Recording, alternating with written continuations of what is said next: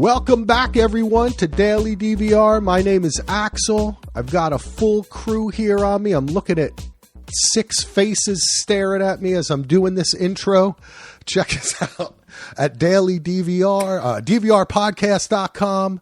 Check us out on Patreon at patreon.com/DVR. Today, we're going to talk about our top 5 TV shows of 2023 so far. So we're starting in January. This is the end of June. It's been 6 months. We're halfway through the year. We've got a lot of shows to talk about. We also have some shows from Facebook, too. A couple people wrote in and gave us their lists. I'm trying to bring that up. I see it here. And we're going to have a great show. Now, I do want to start off with a kind of a little heavier note, since this is the first pod, since I found out that a friend of a pod, the person who made the music that you listen to every time you tune in, a gentleman, his name was Dave Clark, passed away a couple of weeks ago. And I met Dave, and he came into kind of the DVR podcast world and our Facebook page and such from Westworld. And then he started listening to a lot of shows. He was a geologist. He was a teacher. He was a musician. He was just a really loving, artistic, beautiful guy. And, you get to know people. Here I am sitting with 6 people that I've only met 2 of you in person, but you're all my friends. We know each other. We talk to each other. That's the way the world is, and I just want to send some love out to Dave's wife and his daughter and anyone who knew him who is listening, and I'm going to keep that music forever now. Our music, if it changes, it's still going to be Dave. I have the link in the show notes if you want to download it. I just wanted to bring that up because he was just a really cool guy. He used to send me like pictures of rocks and links for Lachlan, and because Lachlan's really into rocks and stuff. So, he kind of meant a lot to me. And almost every weekend he'd post pictures. He lived in South Carolina, and there's just a great music scene. And there'd be all these house parties and concerts in backyards. And it was just like, I don't know, it kind of weirdly like became a part of my life. Checking in on that. I kind of felt like I was almost there. So we love you, Dave. Wherever you are out there in the universe, brother, we appreciate you. I also want to take the time to thank our newest patron, Jessica. Jessica, thank you for joining the crew. We love you. We appreciate you. The first episode, I'll shout you out. Please email me, Jessica. Get in touch. Yeah. Jessica! But, all right. We're going to get into the show. Top 5 television shows of 2003 so far. We also have 2023. 2023. What did I say? 2003? 2003? Whoa. No. I have to change my list. Oh, yikes. 2003. I'm Oh going my gosh. X-Files. What would it be in 2000? My number one show is Prison Break. Yeah. Like pre-streaming. Prison Break. Oh man. Heroes. Hey, I heard there's this cool God. show coming out next year about they're like Bush, on an Nevada? island or something like that. We should check that out. The guy from Party of 5, Axel, might be starring in it. I heard that. I like him. Matthew Fox has some personal issues, I heard, though. All right, moving on. Not yet. Not well, not that we knew of yet. Well, yeah. We're going to do our 5 shows. We also have some honorable mentions if people want to talk about shows that haven't yet finished, because there's a lot of shows going on now. But what we're going to do is we're just going to go down our top 5, highlight one show, then it'll lead to a larger discussion amongst us all. Let me introduce everyone that's here. I haven't done that yet. Of course, we have Heath Solo. We have Julian from Tower of Babel podcast. Hello, Julian. Thank you for having me. Happy to be here. Yeah, baby. We got Mike from One Mike. What's up, Mike? What up, though, Axel? Oh, yeah. Jenny, how are you, Jenny? I am doing great. How are you? Good. Seeing that vape smoke fly. Uh-oh. Kid show. Gina's up next. Hey, guys. Good to be here today. And, of course, out there making the food that we eat. farming that land. I make more of the fuel that you put in your car. Oh, there you I go. don't make so much of the food. So, I'm the drugs you smoke, Axel. Oh, shit. Oh, that's my neighbors. Yeah. Andy has a pizza farm? Yeah, exactly. Oh, your neighbors. I definitely got to come out and visit now, Andy.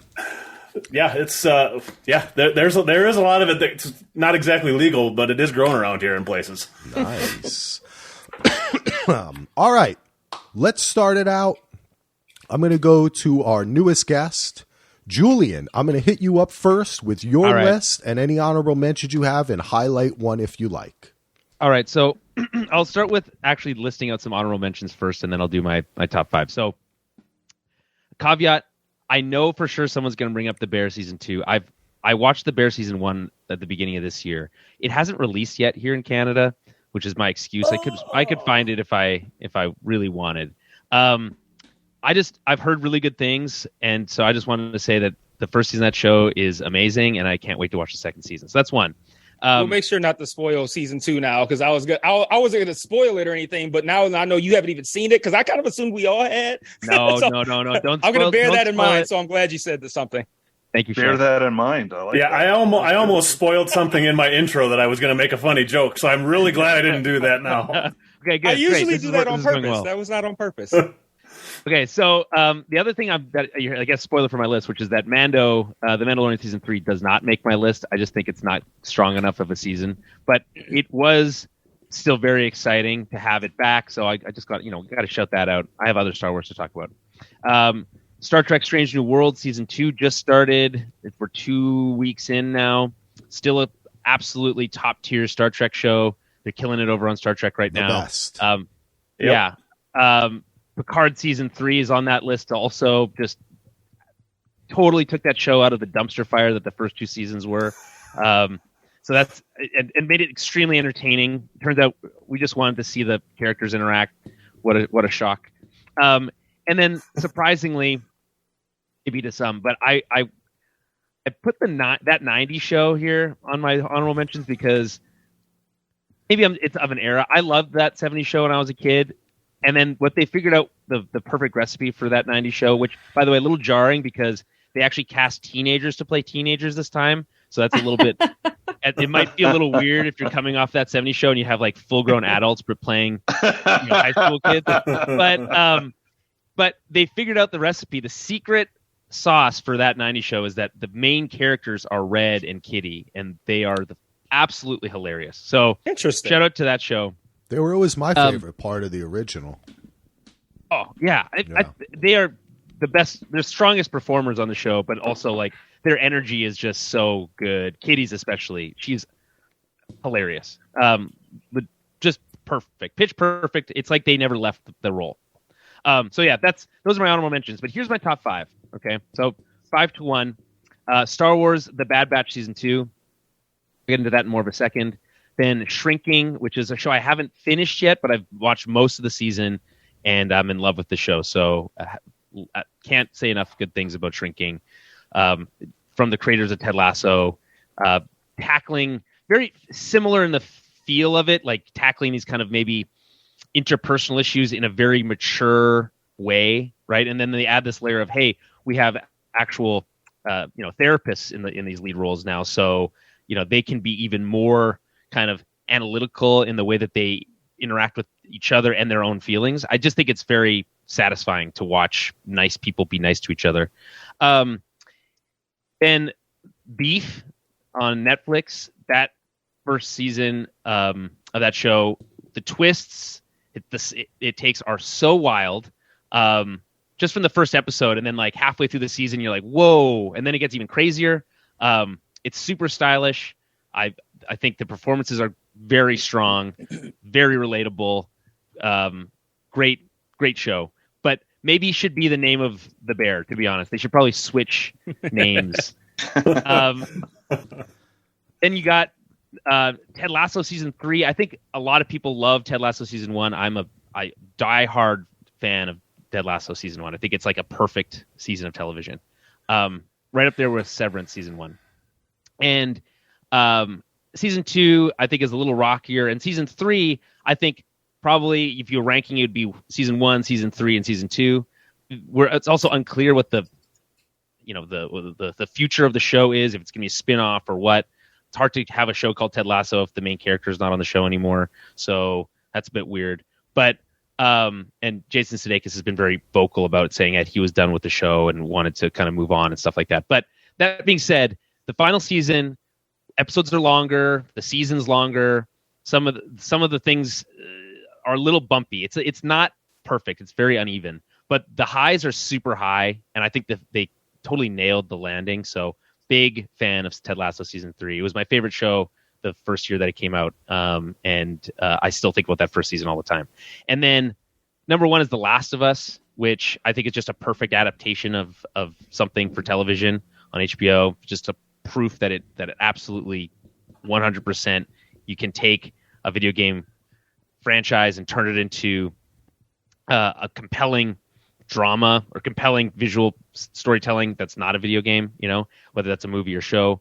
And I have some qualms with it, but it's so well executed that I just can't, I have to give it the props it deserves. But you said I had to highlight one specifically, and that is Star Wars The Bad Batch Season 2. And this might be a little self-serving because I do a weekly recap of Star Wars shows. So we did Mando, and we did The Bad Batch and Andor, and we're going to do Ahsoka when it comes out in about a month. But I think The Bad Batch is absolutely underrated. If anyone watches the animated Star Wars shows, they just leveled up when they relaunched the Clone Wars for season 7 on Disney Plus.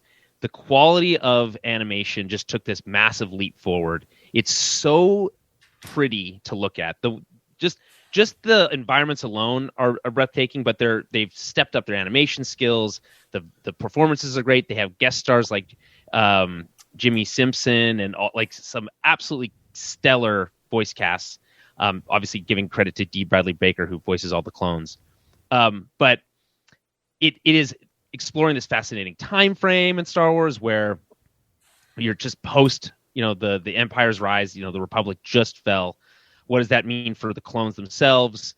What does that mean for society? It's a really great double feature with Andor, if I'm being honest. So if you really like the Andor vibe of exploring kind of the personal stakes of Imperial rule in the galaxy, this show does a great job of that, but with very exciting action. It's a little bit more lighthearted, but the finale for season 2 is, I would not consider it lighthearted. It gets very dark at times, very heavy.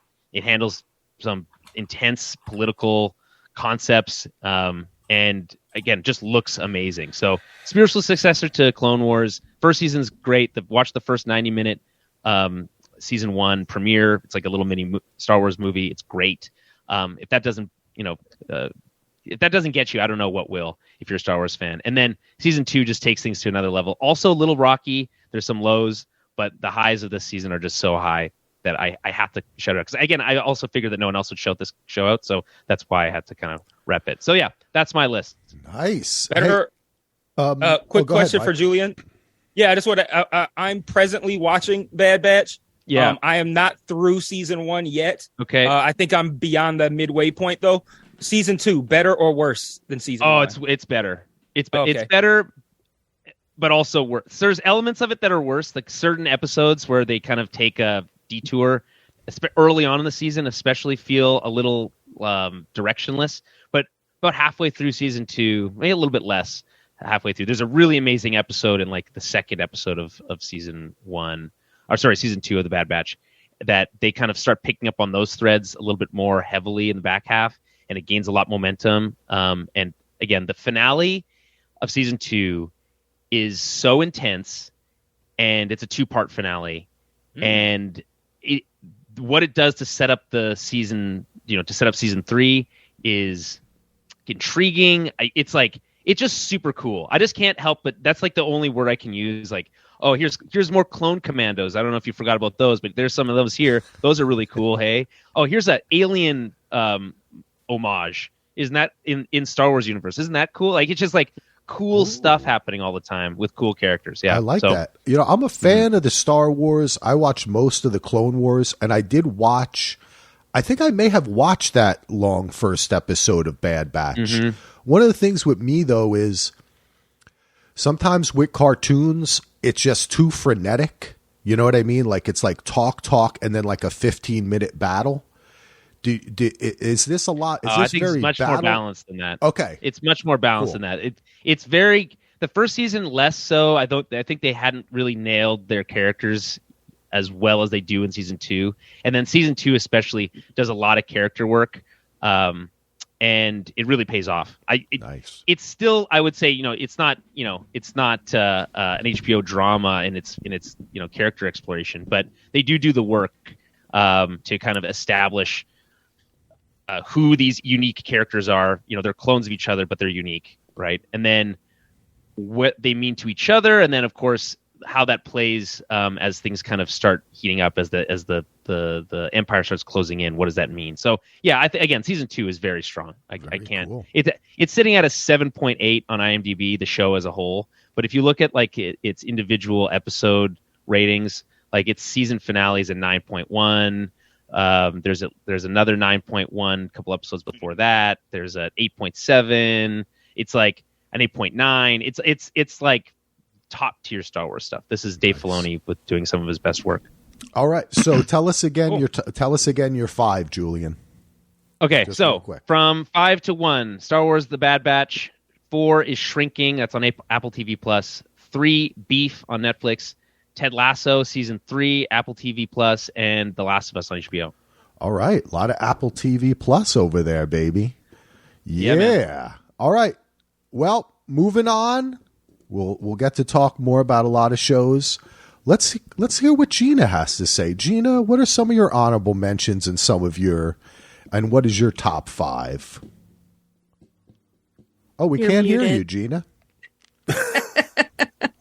Glad I didn't get too far there. All right. So honorable mentions, even if currently I don't even think a couple of these are in my top 10, I do want to shout them out, is there's Swarm, which was on Prime, which was just really different than anything I've ever seen. And it's kind of I think one of the first times a Black woman has kind of been in the center of just kind of a rage-filled horror movie series that kind of just gets you going. And I listened to a NPR interview with the actress who starred in it last week, and it was just kind of interesting to listen to her process and how she auditioned for it and how she approached the role differently from anything else she's ever done. But it's like, I don't know, it's just kind of shocking and riveting, and I think worth calling out. I think more people should take a look at that one. I'm also going to do a really old school honorable mention for a show that's been on forever. But I'm going to say that this season of Grey's Anatomy deserves a look. And it's because of the way they're covering women's healthcare issues, basically. I thought they did a really good job during the pandemic of kind of showcasing what the pandemic was like for medical professionals at the time.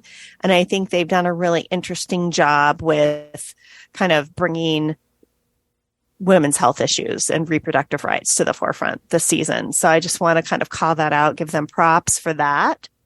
And then, I'm going to call this out as another honorable mention because I just thought this was like the best relationship reality TV I've seen in a really long time, but it is The Ultimatum, Queer Love. Like, it was riveting. Like, I thought it was so much better than the first Ultimatum. It was way better than any of the Love is Blinds. I didn't watch the first Ultimatum, but I agree with you that this one was amazing. I enjoyed it immensely through the whole season. Yeah. Except for that last episode, but that wasn't part of the season. That was like a post-season. Agree. Yeah. Of higher quality than I thought. I was afraid that it might be kind of like a, I don't know, like just a drama shit show, like some of these Netflix, but it was actually kind of moving. Okay, see, I thought I haven't watched it, but I assumed it was what Axel said, and I'm like, nah, pass. Like a drama shit show? Yeah, or like a competition show. Too hot to handle. Yeah. Too I'm cold like, to hold. You call it Ghostbusters. Baby.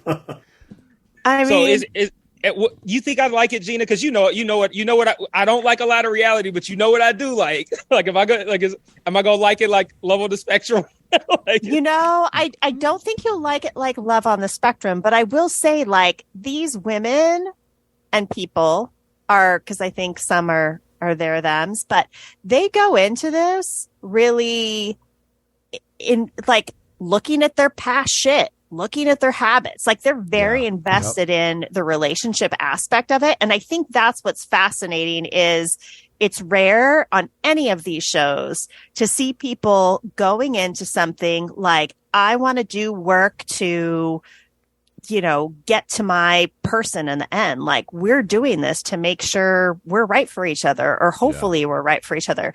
And so it's kind of a different level of maturity and emotionality than, no offense, guys, than when the guys were involved in it and in the first time they tried to do this. But it was just really fascinating. And I loved just some of the women as people. Like I thought some of the women were just amazing and awesome and super good people. And it was really cool to watch them on their progress. Some of them you didn't think were going to get there. And you were really surprised that they actually did kind of get there. Like you were saying, they did the work, and it was really cool to watch. I enjoyed it.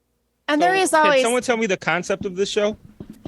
Okay. So I think it was 5 couples. Was it 5 couples? 5 couples go in. One of them has issued an ultimatum to the other that they want to get married and spend the rest of their lives with them.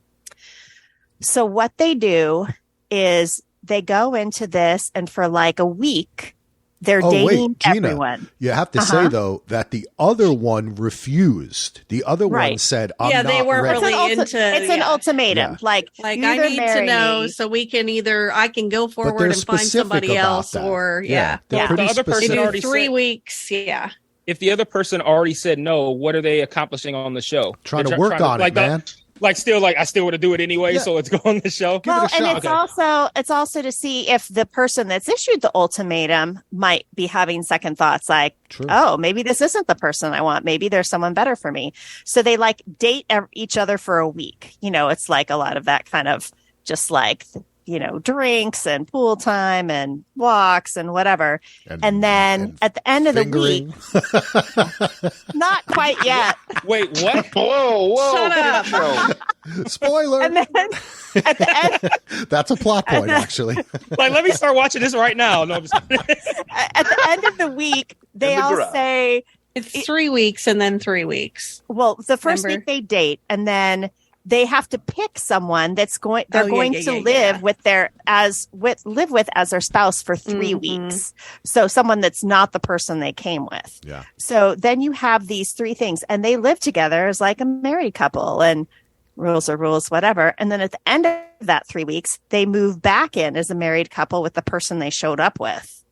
And so then at the end of the final 3 weeks, that's kind of like, do proposals happen? Do people get turned down? Because other people hook up. Their thing is that they either have to be engaged to the person they came with, engaged to the person that they chose, or broken up. Like they can't like pick some other we're just gonna try and live together for a bit. No, you're supposed to be engaged to one or the other, or you leave alone. And some of them are even meeting each other's parents during the fake 3-week marriage type of thing. It's really kind of wild. And this is just an honorable mention. And we're going realities. I know. All right. But it's friends anyway. All right, let's keep it moving. Yeah. I know. So I'll get to my top 5, and I'll keep it pretty speedy. In 5th place right now, I have Somebody Somewhere. All I can say is I'll never look at St. Louis sushi the same way again. And if you don't know what that is, you need to watch the show to find out. And I also think I need 1 or 2 See You Next Tuesday pillows. The Last of Us is my number 4 currently. Succession is my number 3 currently. Ted Lasso season 3 is my number 2 right now, and The Bear is currently my number 1. So Nice. That That's is- two, the same number 2. oh, really? Okay. Yeah, wasn't we did. Julian's number 2 Yeah, Ted Lasso? it was Ted Lasso. Yeah. And he had It's Last great. of Us on there somewhere too, but Yeah. Yeah, that's Number number one. 1 for me. Yeah, it was. good, solid list. I'll be a little pedantic about my opinions on reality TV, and I'll just keep. And maybe to avoid that, I'll just keep out of that conversation altogether. It's a rarity, but there are gems out there. That's Like, why I said to her, like, I don't really like it, but she knows the kind of stuff that I would watch. Yeah. Because most of it I don't watch, but like every now and then there's stuff that's like not like trashy. It actually has Yeah. like heart to it. Like you said, you like Ted Lasso because you like nice people being nice to other people. Like there's stuff like that out Yeah. there. Okay, On the That's why I spectrum- like Love on the Spectrum so much. Yeah. It was Uh-huh. people. Oh, It was the kind best. people being nice to one another, and it Yeah. was Yeah. like it was like Look reality. at Ted Mike Lasso. trying to go back to Sometimes, that yeah. show to talk more. I'm I can't- still not going to do it. I'm going to be honest with you guys. I can't need do another it. season. well, I'm going to throw one more out there for you to consider, and it's called Alone. It's on the History Channel, and it's the survivalist show, and it's Oh, I've heard about that. I watched one Fantastic. episode of that. I guess that's technically reality Yeah. TV, but I guess it's. When I think of reality TV, I guess I am thinking about the trashy stuff. So to be clear, Yeah, they should be. But I have seen Alone. I have seen an episode of that. But there's like 8 seasons of that show, and I don't know if I have the time to get into like Alone, Papua New Guinea or whatever. There's like so many. So want to doesn't watch the matter. Antarctic ones, and there will be Yeah. a time when you cry because someone catches a fish, and they cry because they catch Oh, a that's fish. nice. You could just Because, jump I mean, in, it's just- Julian. Each of those seasons are their Yeah, own there's a new thing. season that Yeah. just started, and they're only, I think, the I 4th love it. episode airs. I tonight. live in Canada. I already know how cold it can get. So you know what a winter in Exactly. Saskatchewan I don't- is like. Exactly. I don't need to. In fact, more than I'd like to, probably. In fact, so right. yeah. Oh, that reminds me. Solo, Julian's a big CFL fan. Solo's a big CFL Oh, he fan, is. Julian. Yeah. Oh, I'm a great. big Winnipeg fan, Well, since 1984. That's where I'm sitting. That's where I'm sitting right now. Go Blue. Ah, Oh. oh, you're Yeah. a Winnipeg fan? Oh, nice. I live in Winnipeg. Yeah, and their last game was pretty crappy, but other than that, it's been a good ride. Nice. All Yeah, right. we get CFL Plus here, so I'm able to watch the game. Oh, that's nice. So. I'm glad to hear that we're making a little bit of inroads in the States. That's great news. Well, I'm the only Winnipeg fan in California, but that doesn't hard to say. I guess that's hard to say. It blew down with the Big state. smoke. Yeah. Gina, what's your list again? It is Somebody Somewhere on HBO. The Last of Us, also on HBO. Succession, also on HBO. Ted Lasso, Apple Plus, and The Bear, FX/Hulu. Gina has I think Gina might have like the critic list. Like those are all good like shows that everybody has seemed to like. I would You guess that Michael Lacombe has the critics list. But There you go. that's my We'll see. I opinion. like- We'll see. let's see. I could be open. I don't have Somebody Somewhere on my list, but to be fair, I haven't seen it. I haven't seen the current season. Okay. I've watched the first season. My HBO Max says continue on season 2, episode 1. So that's where I'm at with that show. But so it's not on my list. Well, what's the rest of your list, Mike? Hit it. Oh, is it my turn? It's okay. your turn. Okay, so I will trim down my honorable mentions, especially because like a lot of my honorable mentions have been actually honorably mentioned already. Like Beef and Swarm were in my honorable mentions. I thought both of those were, I would say great, but like I thought Beef was shockingly good, much better than I thought it was going to be. I echo everything Julian said when he talked about Beef. I echo everything Gina said when she talked about Swarm. That was one of my honorable mentions. I agree people should be checking that out. One of my honorable mentions that has not been mentioned already is Miss Davis on Peacock. That's one of those ones where I don't know. It's like you never really know if someone's going to like it or not. You guys know how Lindelof is. And then you bring in Tara Hernandez, who is bringing in kind of like that.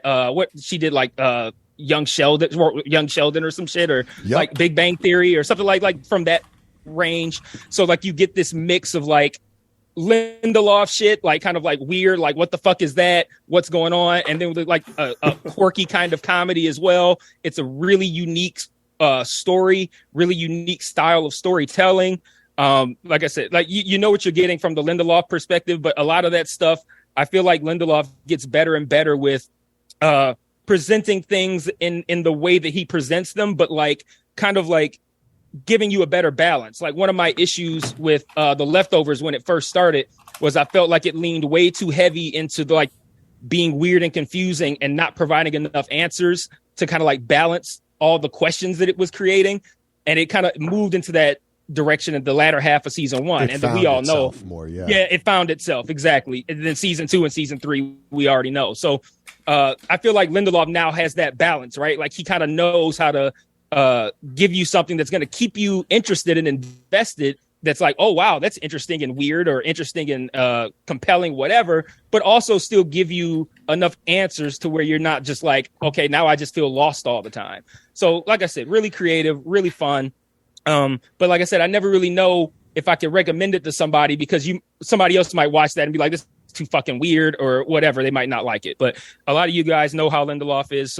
So think Lindelof, but with a little bit quirkier. So that's one of my honorable mentions.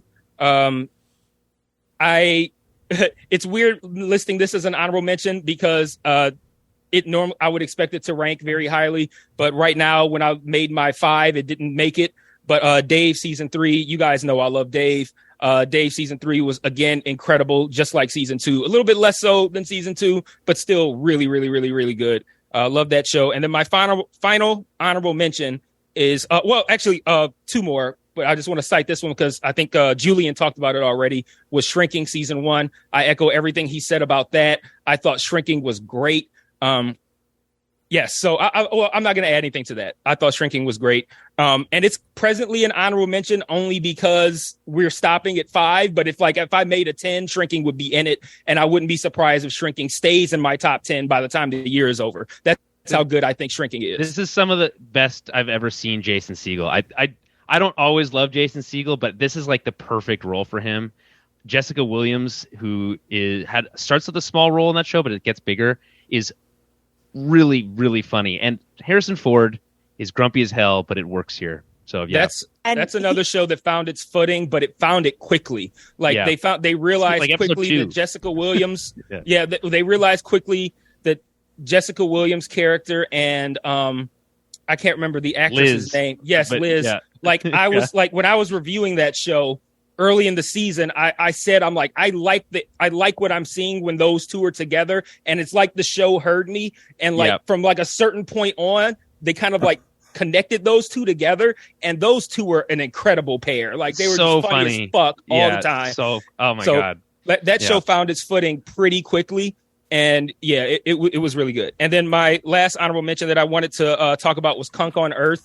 I don't know if any of you guys have watched that. Bubba sent that in too, so he thanks you. Oh, he did? Yeah. Okay, yeah. Okay, so good. But I don't know where or if I'm going to put Kunk on Earth in like my top 10, just because it's not a kind of show that like I feel like I'd be pushing something out that's like has a little bit more, something more important to say if I put Kunk on Earth in my top 10. But man, fuck, I loved that shit, man. I was sitting in here high as fuck watching that shit, laughing my ass off. That shit is so fucking funny. I looked up that actress because I'm like, I want to see everything she's in because that's how funny that shit was. So yeah, Kunk on Earth is my that show is last honorable mention. That show is where she it's like an interview show. It's like Kunk on Shakespeare. She did a bunch of them, right? But she just asked like ridiculous questions. It's a little bit like who's that Booyaka shit? What's that? Ali G. It's a little like Ali G. But she's more straight Borat face. Guy, yeah. Exactly. It is kind of like what he does. Yeah, Yep. it's like what he does. I don't know why his name escapes me right now, but the guy that plays Borat. Yeah, it's kind of like what he does. Sacha Baron Cohen. Yes. It's kind of his deal, but she's so dry that it just makes it even better. It's very it's English in another way. Did we lose Mike? I think he's frozen. Mike I think he froze. Mike is I've never frozen. seen him so still. All right, we'll keep it moving. Mike is frozen. When he gets back, we'll come back to him. But Solo, let's hear your list, baby. Hit it. Whoa. All right. Solo, I want to hear your reality show roundup first. Yeah, it's like the Bear, for instance. Like, it's hard for me Mike, to rank it. you just came right back in.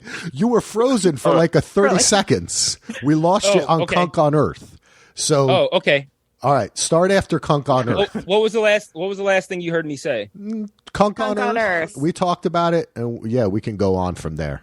Okay, all right. So, I was just gonna say my top 5 is not ranked because I don't know. I don't really have a place to. I don't really want to rank them just yet because there's things that I know I'm gonna watch a second time.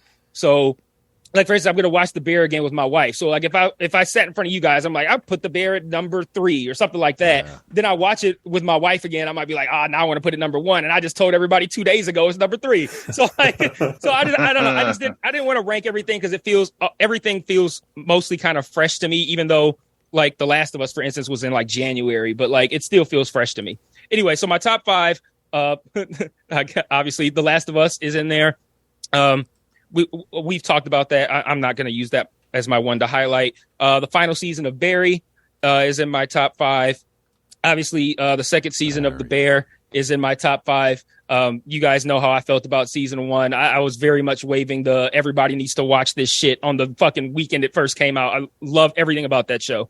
And Succession, obviously in my top 5. I feel the same way about Succession as I always have. You guys know how I feel about Succession. And Silo is in my top 5 with its finale airing tonight or tomorrow, whatever. But Silo is in my top 5, and I guess I'll choose that one to kind of highlight because I don't expect it'll be in anyone else's, or it's the only one that I know isn't going to be in a lot. Whereas like somebody else, one of you other guys could talk about The Bear and Succession because it's going to pop up probably in all the lists. Silo, man, it's one of those things. It's kind of like what I was saying about Kunk on Earth when you guys probably didn't hear me. I was saying it's my style of humor, and I compared it to Sacha Baron Cohen stuff. But like, it's a funny show. It doesn't seem like it's a funny show. Kunk on Earth? No, it's hilarious. Solo. Silo. No, I'm not talking about Silo yet. Yeah. No. I was gonna say, No. Silo's hilarious. It doesn't seem all right. No. I'm saying like Kunk on Earth.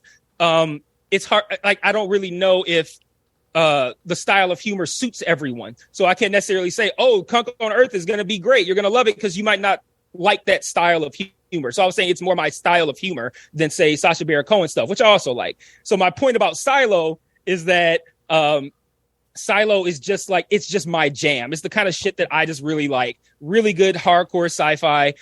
Really great world building.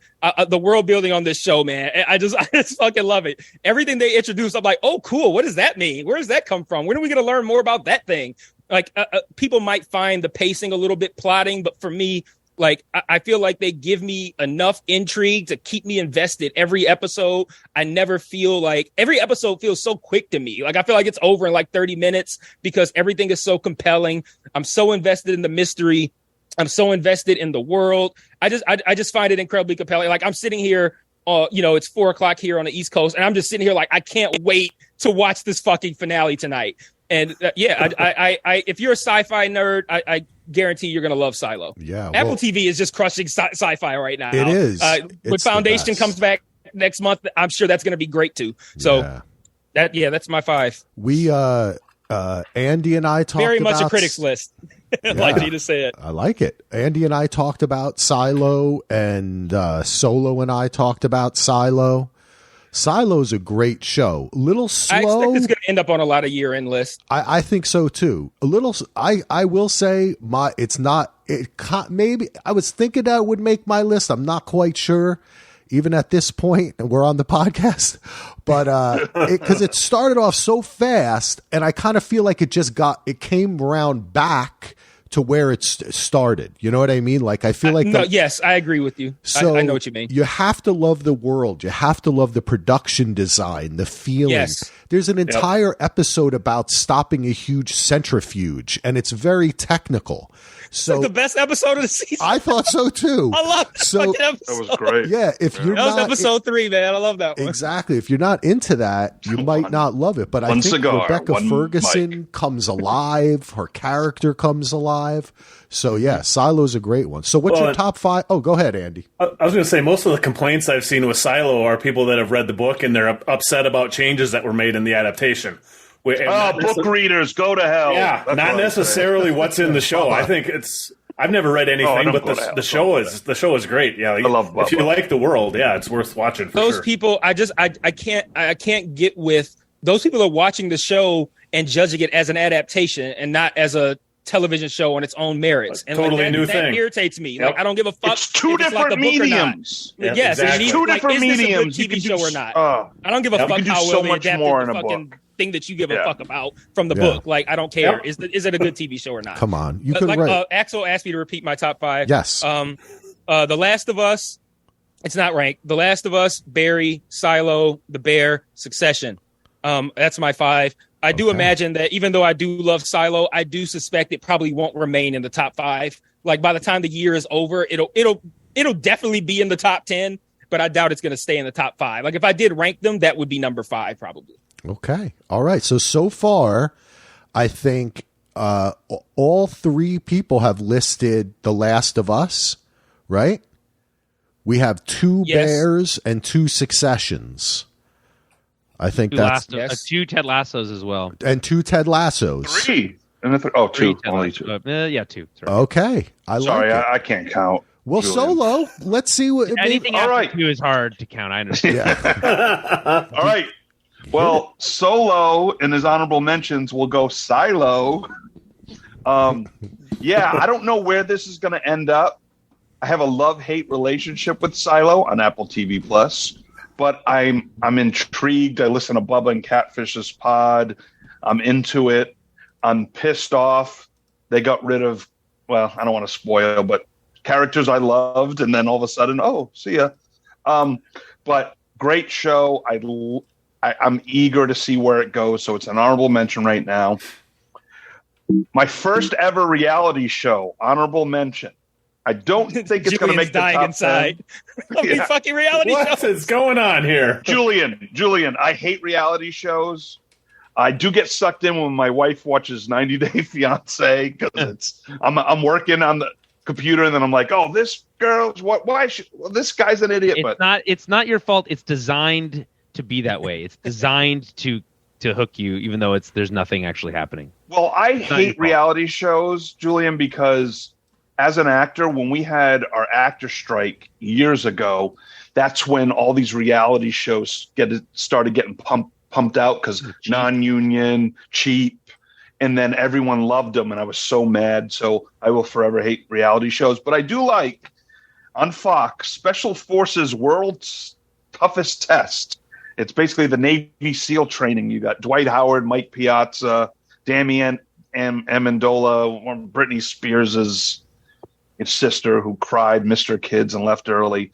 But it's really interesting. I love the Navy SEALs guys. They're really awesome and badass. So I kind of enjoy that show. The Crowded House on Apple TV. Do you guys hear me? Yeah. Yep, I can hear you. Okay. Oh, because I had Julian frozen. You're just not cheering for your list yet. That's all. Okay, that's good. Okay, so I don't blame you. The Crowded House on Apple TV. I'm 5 episodes in. I'm interested in the show, and I look forward to the next episode. But they freaking spoil you in the credits when it's based on a certain book. So I don't know. I want to mention The Crowded House because I know critics don't like it. Their issues are valid, but it's just intriguing to me. So that'll make the top 10. Just want to put it out there. And then my last I honorable watched the mention. first episode. I didn't see anything. I mean, it seemed fine. I haven't read any reviews on it, but First couple episodes are great, but then it's hard to explain. The subject matter is pretty rough where it gets to, and that's where it's like, how can I say it's a favorite show when you're dealing with this subject matter? But I think it's well done. I'm in the minority. I'd like it, but I want to see where it goes. And then my last honorable mention that may be my number one show by the end of the year, but we're only a few episodes in on TNT. I know it's probably aired. I think it's aired in the UK. The Lazarus Project, sci-fi show on TNT. I think it's freaking brilliant. This is a show I can't wait to watch every week. And if you haven't watched it, I would honestly do it because they're doing something unique in their storytelling, and it's pretty powerful. Dude, I got to chime in here, Solo. Please Both chime. on tip of the Lazarus Project. Let me tell you something. Everyone here, if you like sci-fi at all, this show is fucking great. I wanted to put it on my top 5, but I'm going to have it as an honorable mention. It is so fun. It starts out and the tone kind of changes. It's a little more fun, and then as things happen to the character, the tone of the show changes, and you think, oh, okay, they're setting up, because it's a BBC I think it aired in the UK. Yeah, I think it did air. Yeah, it was supposed to air last year for us, but they delayed it. Because it's on, what is it, on TBS, right? Or TNT. Yeah, all those TNT, TBS, and USA, they all kind of threw out a bunch of shows and then bought a bunch of cheap shows.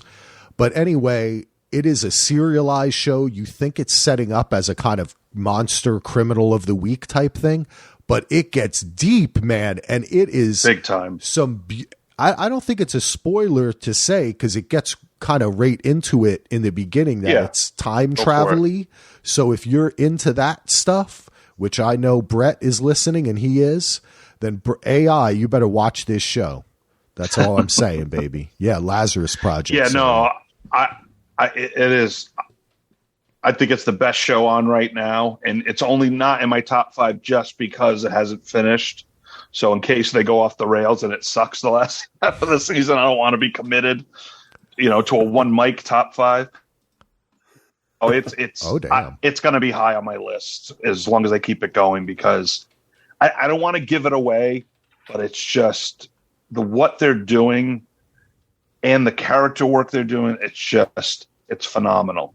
So I can watch it. All right. Top 5 right now.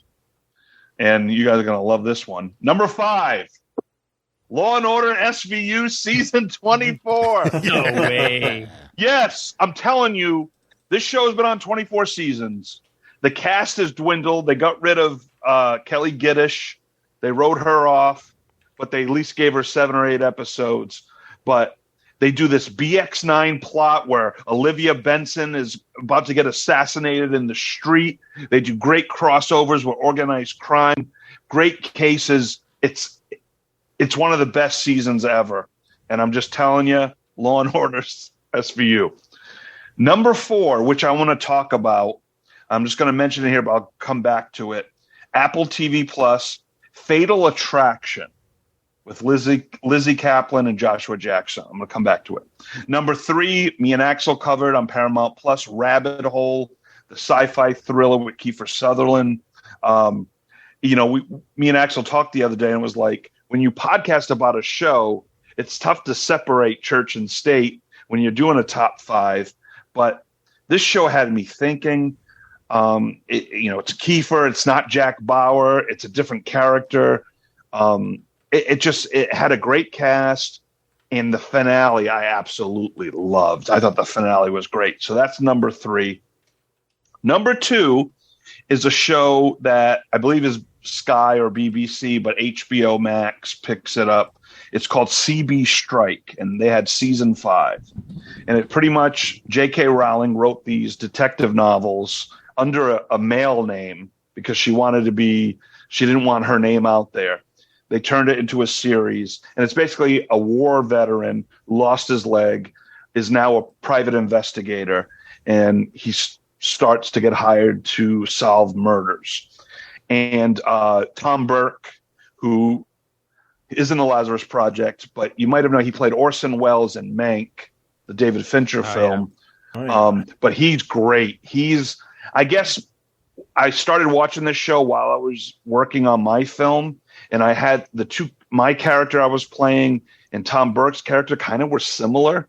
So I think I gravitated to him as an actor and, as the character. So I really got into it. And this show is just phenomenal. I don't know who watches it. But Watch it. What's the name of this again, Solo? It's called CB Strike. Yeah. CB I'm going to check Strike. it out. It's It's really good. good. Yeah. I love Gina. Like, I don't know. Like, I think you're in the same boat. I love those British crime dramas. Mhm. Yeah. And it's in that vein. And I just love I just love that world. Yeah, I've been really getting into those two lately. Yeah, Yeah. I read all the books too. It'll be interesting to see what they do.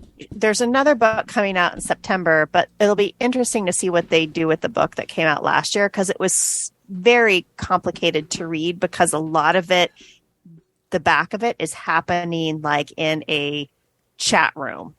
But so it's just like you're reading like different conversations between different people kind of happening at the same time. But wow. But the CB Strike stuff, it's pretty good. I'm not sure he's the right person to play the character. He's way better looking and more with it in the TV show than he is in my mind in the books. Right. But I do think Robin's a good cast for it. Robin, played by Holiday Granger, she's she's great. I love her. She's great. I mean, it's just I've really gravitated to this show, and it really is. When season 5 dropped, I'm like, holy crap. So me and my wife binged it right away. We just love the show. So it's number 2. And then number 1 I have right now, Last of Us, HBO. So I'm joining the sheep herd. But I just thought it was done very well. I enjoyed it so much. And I didn't play the game, didn't know much going in. I just know, Pedro Pascal, I'm in. So, but it was a great show.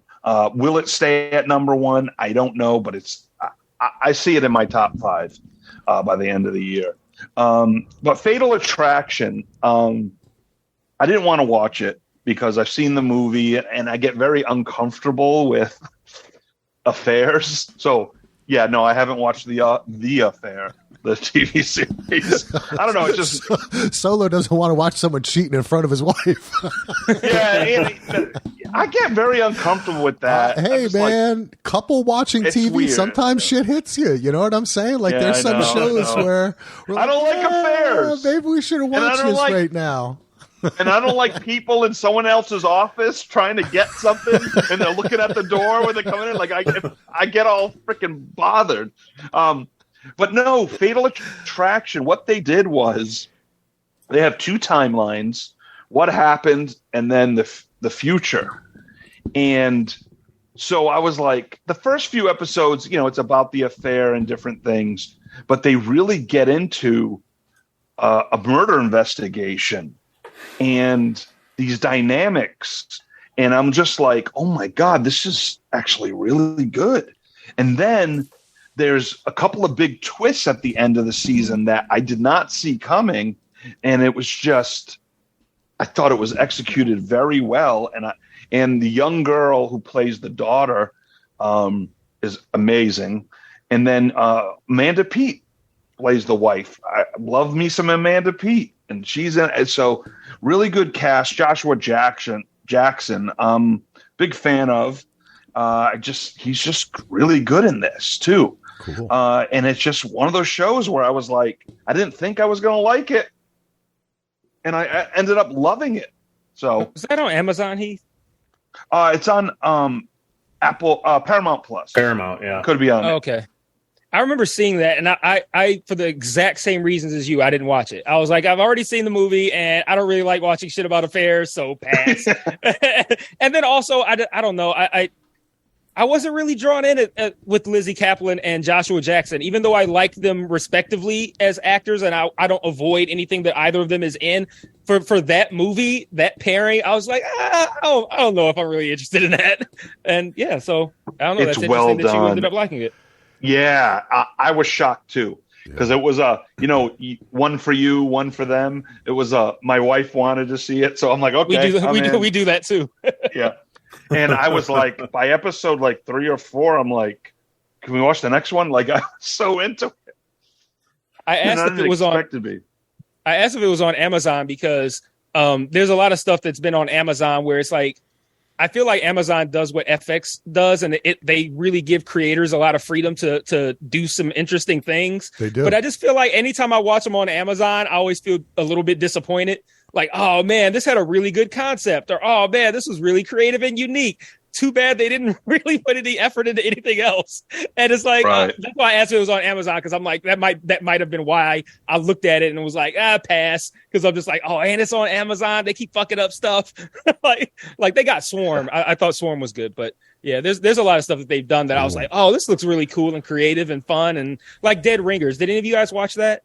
My wife and I watched about 40 minutes or maybe the first full episode. I agree with you, Mike. I think some Amazon stuff, that's why sometimes we're finding out in these days, sometimes the gatekeepers, the editors, the producers, sometimes they do their job.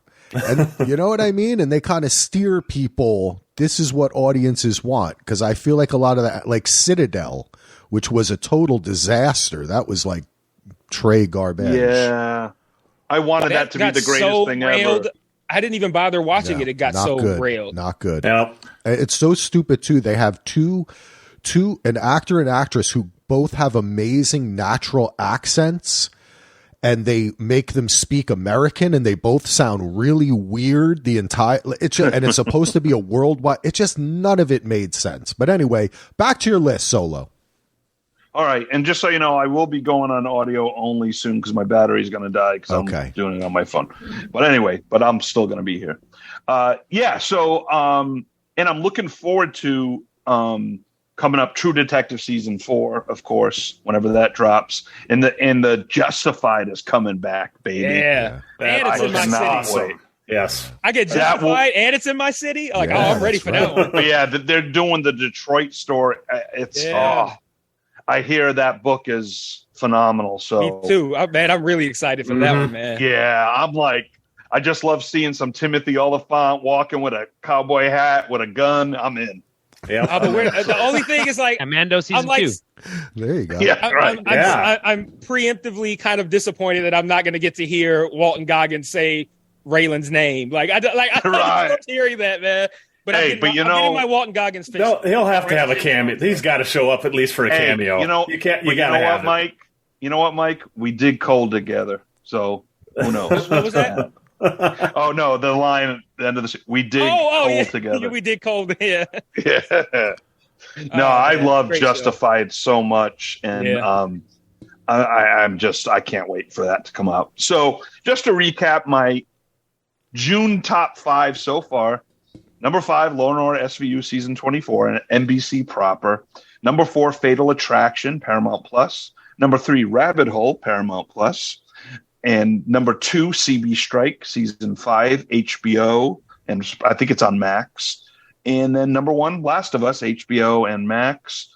But Lazarus Project, Justified, who knows what might happen by the time we do this in late November, early December. So, all right. A lot of originals on there, Solo. I like it. Okay, well, let's keep it moving. Jenny, you're up. Yes, sir.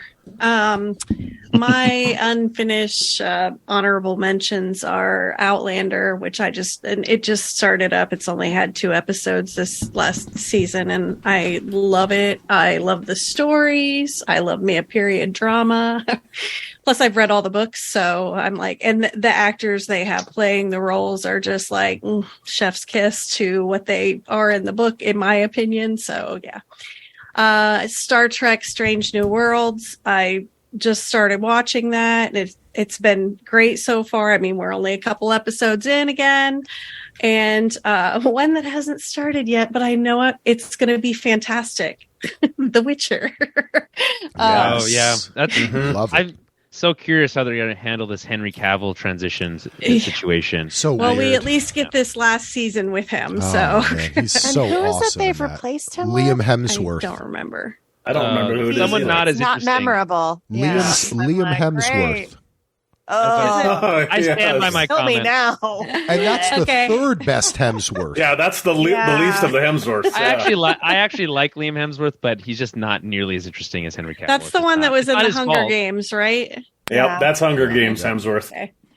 All right. And so other considerations that I had in honorable, like the Night Agent, the Diplomat, and the Bear didn't quite make my top 5, but I did love it. And my top 5 in no particular order. I have The Last of Us, just like everyone else. I thought Bella Ramsey and Pedro Pascal knocked it out of the park. And I'm not a gamer and I never played the game, but I feel like the show's just super compelling and I can't wait for another season of it. I can't wait for people who've never played the games to see season 2. It's going to be a wild ride. Buckle up, people. Season 1 was a wild ride, in my opinion. So yay! Yeah, I'm not going to say anything, but whew. So, Queen Charlotte, which no one has said so far, but I haven't watched it yet, but I do love me a good Bridgerton show, so it might end up on my list later. Yeah. Again, I love period dramas, including Bridgerton. This was no exception. It had a good storyline to carry it and gave us some world building for the Bridgerton world. We learn more about the king and the queen. I mean, you actually learn about the king, so that's kind of cool. But also Lady Danbury and Lady Bridgerton, and I also enjoyed the relationship between Brimsley and Reynolds, who are like, I don't know what their titles are, but like Reynolds is the king's helper and Brimsley is the queen's helper or whatever. I don't know. Anyway, it was really good. I enjoyed it immensely. My girlfriend watched that show, and I saw a couple episodes of it, and it really felt like at times it was really wanted to be The Great, which is an amazing show. I have that on my list to watch, but I haven't watched it yet. Oh, well, if you like period dramas. I do. Hustler loves that show. It's very different from Bridgerton in tone, I think. Yeah, I've watched lots of different stuff. I enjoy that stuff. So you'll see. Also, the casting in this was like, because they have the younger version of the Queen and the younger version of Lady Danbury and a barely teenaged Violet Bridgerton, whatever her last name was when she was a girl. But and the casting for them is so. I loved it. It was great. So that's on my list. I have Picard on my top 5 because I grew up with The Next Generation. I mean, I was a teenager when it started, and I watched it into my young adulthood. And then I actually bought some of the DVDs back when DVDs were really expensive. I bought a whole season of them because I loved it so much. And I'm watching it again on Paramount Plus. And so this season of Picard was total nostalgia, had me in my feels, and I loved it. So that is why it made my top 5. Yeah, it's really good. Yeah. Mm-hmm. Succession. I already talked about how, when we did the Succession pod, how I was a latecomer, binged the show during this season, finished it up. I enjoyed it a whole lot more than I thought I would. And my last one is Black Mirror. And I have not finished this series, and I actually am still not finished with the last episode of this current season. But I don't know why I never watched this show before. I know lots of people who have talked about it and said it's amazing, and I never watched it. And you guys were talking about it again, and I was like, I'm going to give this show a try. And I was like, why did I never watch this show? So that's my top. So 5. Good. Black Mirror, Jenny. Yeah, I haven't started the new season yet, but because I forgot, I skipped the season. So like season 4, I never watched. However, I haven't. I watched the first 2 seasons, and I've watched one episode of season 3, and then I've watched. There's 5 episodes in season 6, and I watched the first 4 and part of the 5th one. Which one is? I don't even know the order. So which is the one that you haven't finished? The Demon 29. Oh, okay. The 79 or. Yeah, I love that episode. You're gonna love it. It's so fun. I've watched like a half an hour of it, and I think it's like an hour and 20 minutes or something. Yep. Yeah, that's a good. That was probably my second favorite one of the season. What's your list again?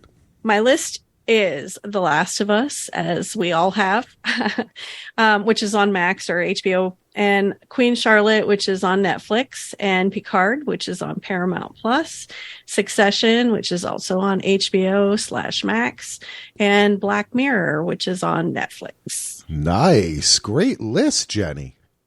The Last of Us is the only show that's been on every list, and now I'm wondering if Andy or Axel's going to fuck that up. Well, let's find out. Andy, you're up.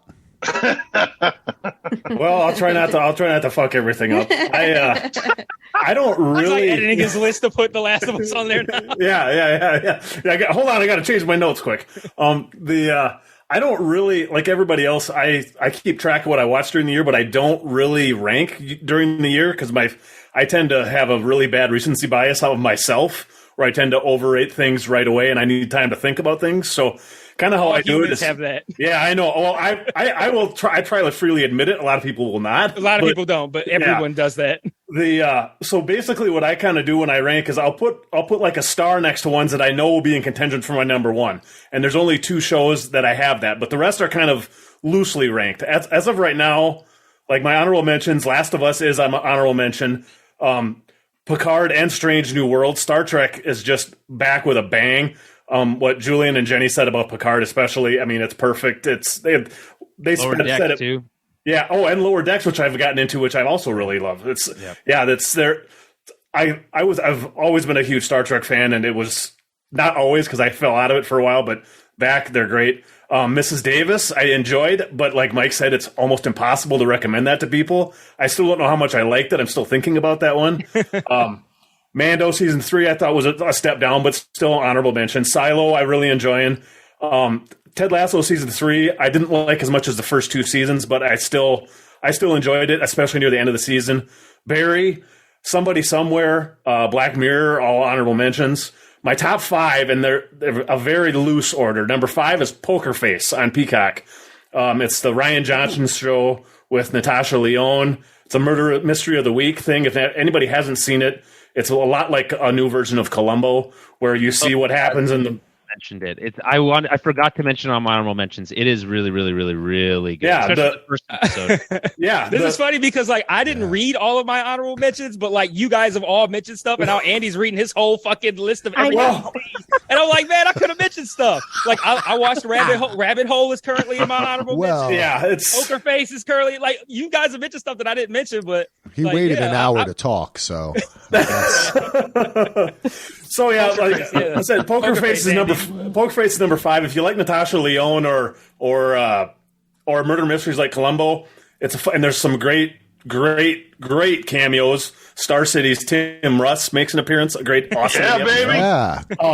My number 4 is also is Shrinking as well. I love Shrinking. Everything you guys have said. A couple things you didn't really mention. Ted McGinley out of nowhere comes back from the dead and is awesome in this show in a supporting role. On that. Yeah, and I think you guys have also undersold how great Harrison Ford is in this. Yeah, he's playing grumpy Harrison Ford, but he's fully engaged in this show.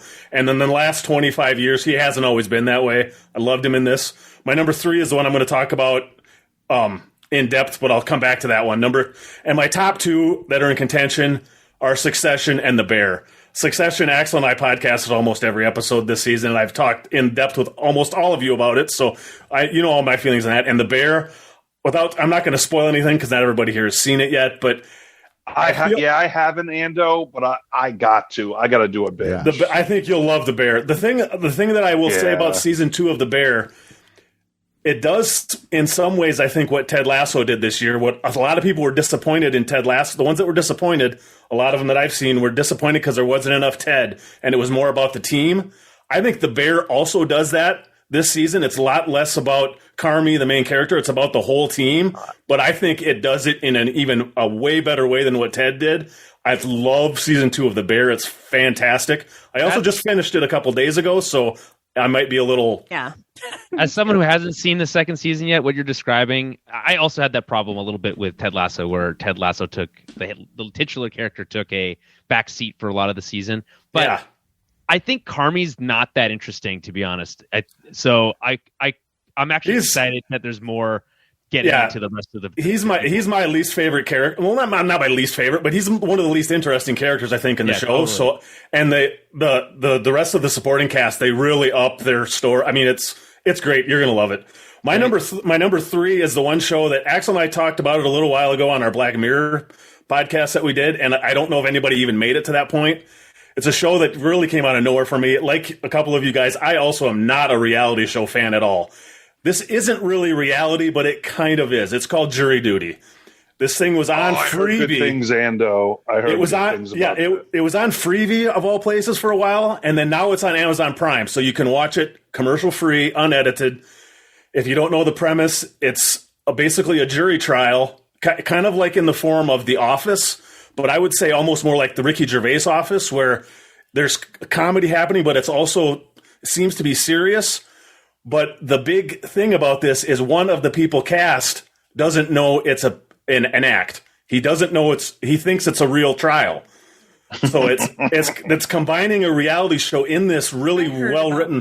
Yes, it's 8 episodes. It's really easy watched, quick. I mean, the best part about it, I mean, he's on the poster. He shows up 5 minutes in. Our old friend Teddy Flood, the host Teddy Flood from Westworld, James Marsden is in this thing. Best Teddy Flood. He's playing himself. He plays himself as a juror, yeah. And it is the best thing James Marsden has ever done. I was dying laughing at James X-Men Marsden. Fans are going to be very upset with you if you say that. They probably will. And you know what? I am fine with it because he is so fucking funny in this show. I love it. It seems mean-spirited to know that this guy doesn't know what's going on, but I have to mention his name. The person they cast, Ronald Gladden, they told him they were making a documentary about juries. He gets onto this thing, and they hit, like Axel has said on reality shows, they hit a home run with this guy. You come to just love this guy by the end of the series. They picked the perfect person to watch. At the end of the series, they kind of explain how they did things as well, which that's not really a spoiler. It helps a lot. Like, I've tried to convince other people to watch it. I think it helps convince them because it seems so mean-spirited to not tell them that's going on. It's to the point with this show that Amazon even released commentary tracks for every episode with the entire cast, including James Marsden. I mean, very cool. Even listening to, they're on bonus features, so you can listen to it. Back the commentary track. Yes, it's a scourge on the planet Earth that we don't have. So the cast goes through it with Ronald, the guy that didn't know what was going on. So they explain. They're like, "How did you not know what was happening here, or what did you?" I mean, it's just fantastic. I've listened to almost all the commentaries now too. I'm becoming obsessed with this show. So if any of that sounds interesting, Jury Duty, it's well worth watching. It's easy to watch. It's fun. It's definitely going to be in my top 10 list. So that's the one nice. I really want to push people to see is Jury Duty, because I don't know if a lot of people have checked it out yet, but it's worth checking out. Do they disguise James Marsden? No, he says, "I'm James Marsden." Yeah. And like the guy's like, "Holy shit, you were an X-Men." And then okay, because I'm like that. Yeah. Like, if I walk in, I'm like, why the fuck is Cyclops here? And he doesn't. Well, and see, the guy doesn't recognize him right away. So James Marsden, like other people, have to come up and say, "Hey, weren't you an X-Men?" It's basically a Marsden cranked up. Like his image is cranked up a little bit. So it's like he's playing the douchebag actor to some extent, the stereotype. But it's also with heart, and it's got a lot of heart. It's worth watching. I think right away you kind of know what you're getting, and it's a great fun show. I just hope more people check it out. So yeah, that's my big one. Otherwise, my top 5 again: Poker Face, Shrinking, Jury Duty at 3, and then The Bear and Succession are my top 1 and 2. I don't know which one is which yet. The Bear, since I just finished, I'm not ready to say it's number 1 yet, but like Mike, I'm going to rewatch some of this stuff because I think The Bear and Succession are easily my top 2 of the year. Can I say something real quick in response to Andy's stuff? Because I saw you had your finger up, Axel, and I didn't want to. You're doing like the church thing, and I didn't want to cut you off. No, that's okay. He's calling a shot. But no, I want to say like what Andy said about Succession and The Bear. That's exactly why I didn't rank my stuff, because I'm wavering between those two at 1 and 2. And they still feel too recent. And I know I need to watch The Bear again because I don't want to say I sped through it, but I mean, I did speed through it because I knew I wanted to get a video out. So like I watched it quick. They should have done it week to week. I think it's a mistake to release a show like that all at once. It's not, I don't know. That's just my opinion, but and because of that though, I know I don't need to rewatch it again, but I know I'm going to. So I just I also know I don't need to watch Succession again because I pour over that while it's happening. So I feel like I've watched that enough, but I know I'm going to run through The Bear again. I'm just like, I kind of want to, give it some time. And then the other thing you mentioned, I just want to say about Poker Face, like Poker Face was something that like, I think like the first episode, I was kind of like, because I'm like, I see what's happening here, but I feel like I've seen this on Columbo. Like it didn't feel. I'm like, what is this going to give me that's unique and that's going to make me want to watch this every week? And it just got progressively better. Like it got more and more interesting. The guest stars got better. The mysteries got better each week. Like some of the guest stars, like how we talked about my man from Married with Children being on Shrinking. Oh, Ted McGinley, yeah. Yeah, like out of nowhere, like how did he come out of nowhere, have such, like just be on this and be great? That's how I felt about Judith Light on Poker Face. Yeah. I'm like, what the fuck? I'm like, where did Judith Light come from? And what is this character? Like, this is fucking awesome. And so, like, I wanted to mention Poker Face too, but I trimmed my one of the things for time reasons. One of the things you said about Poker Face too is the familiarity. Even the stuff where it was not as predictable, it had that familiarity, and in a good way to me. Yeah. Sometimes if that's the same old shit I've seen over and over again, I don't want to watch it. But this way, it made me feel like Columbo in a good way, if that makes sense, like almost a comforting way to watching it. So I really love that Poker Face as well. So it plays with your expectations, like you think you know how this goes, and then it's like something happens. You're like, oh shit, how's this gonna play in? And then it like all ties in at the end of each episode, and you're like, oh, this is very satisfying. Yeah, yes. Satisfying. That's a good way to put it. I respect shows that surprise me, and that show surprised me very, very often. And it was, and also another note is like when I'm ranking stuff, if I'm having trouble deciding between one thing or the other, one of the factors that I use is how much did I anticipate watching a new episode of that show. And Poker Face was like, by the time Poker Face was at like episode 4 or 5, I was in here like ready. Like as soon as that shit was up, I'm like, let me watch the next one. Refresh. Yeah. So like, I'm like that. I was like that with Poker Face. I'm like that with like Silo, like shit like that, where I'm ready for that next episode that pushes it up higher. And Poker Face was like that with me. So yeah, that's going to be a high honorable mention for me at the end of the year. All right. Ando. So wait, was The Last of Us on your list, Ando? Yes. It was a goddamn honorable mention though, Andy. Well, see, that's the thing. This list is so very fluid. I mean, some of it I was deciding while we were listening, or while I was listening to you guys talk, because I'm sitting here staring at my list for 45 minutes or an hour, and while you guys are talking, and I'm absorbing all of it, and I'm changing my opinions in my head as I'm hearing you guys talk. So I'm also fully expecting half of these to get pushed down because of the stuff coming out soon. Oh, definitely. Right. I've got just looking out in the next month, What We Do in the Shadows, Foundation, Justified, Reservation Dogs, Winning Time, Only Murders in the Building. All those are coming back in the next month and a half. Yeah. Yep. I mean, so I don't know. Yeah, it's going to be. Ando, Winning Time's coming back? Yeah. Yes, August. It's already got August a date. 6th. Yep. Yeah. Oh, wow. Nice. Do you know what they're covering? What season or? There's a trailer out. It's okay. It's focused on Bird and Magic.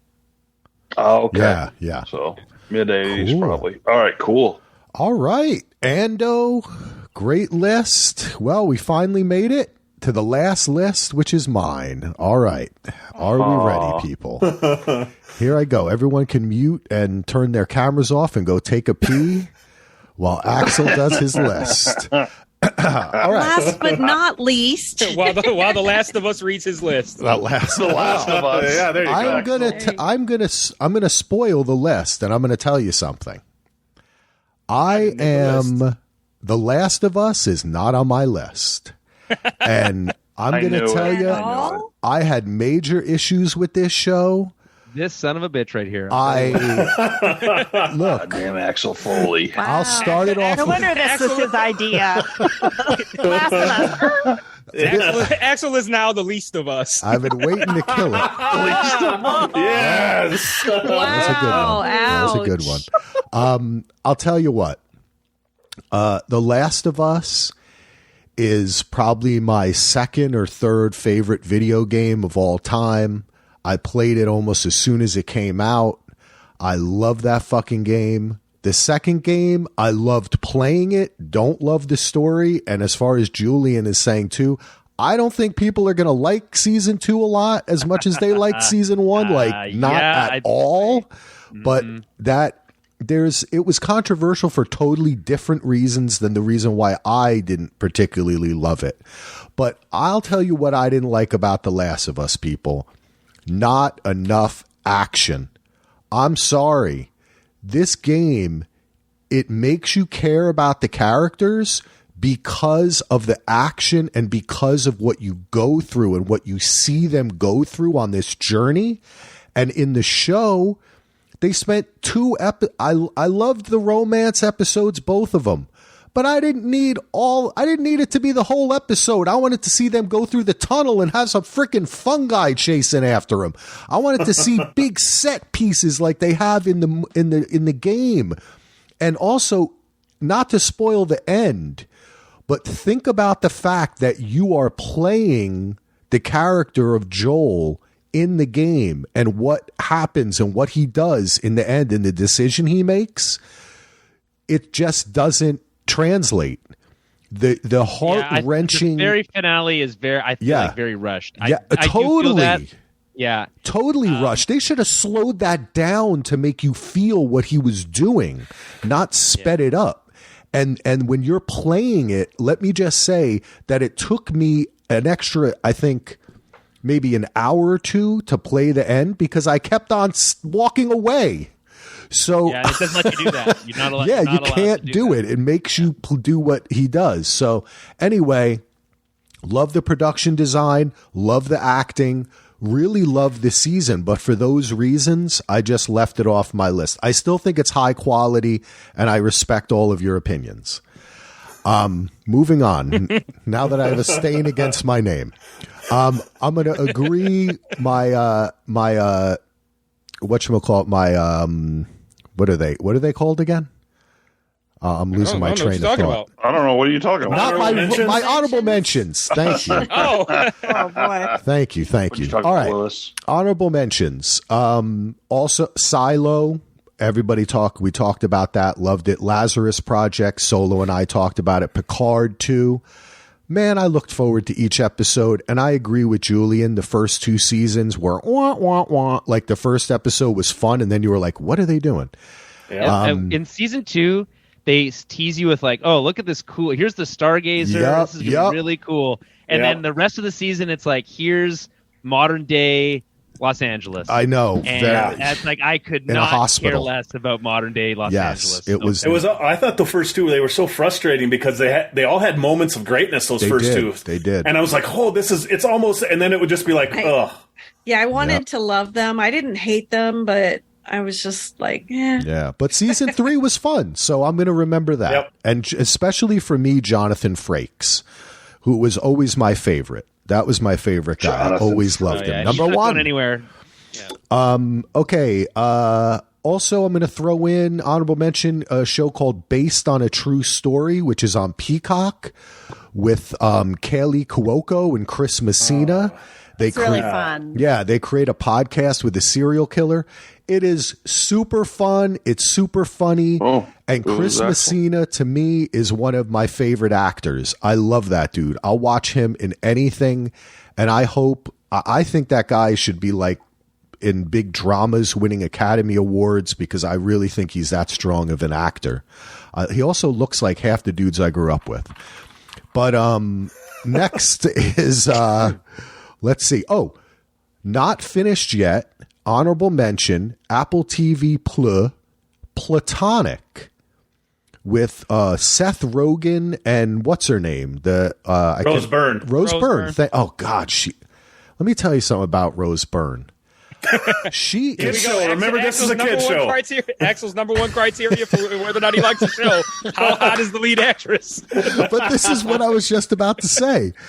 I've never thought she was that hot. You know what I mean? Like everybody because people talk about she's so gorgeous. That's what you write about, like this classic beauty. And I've always thought, okay, she's okay.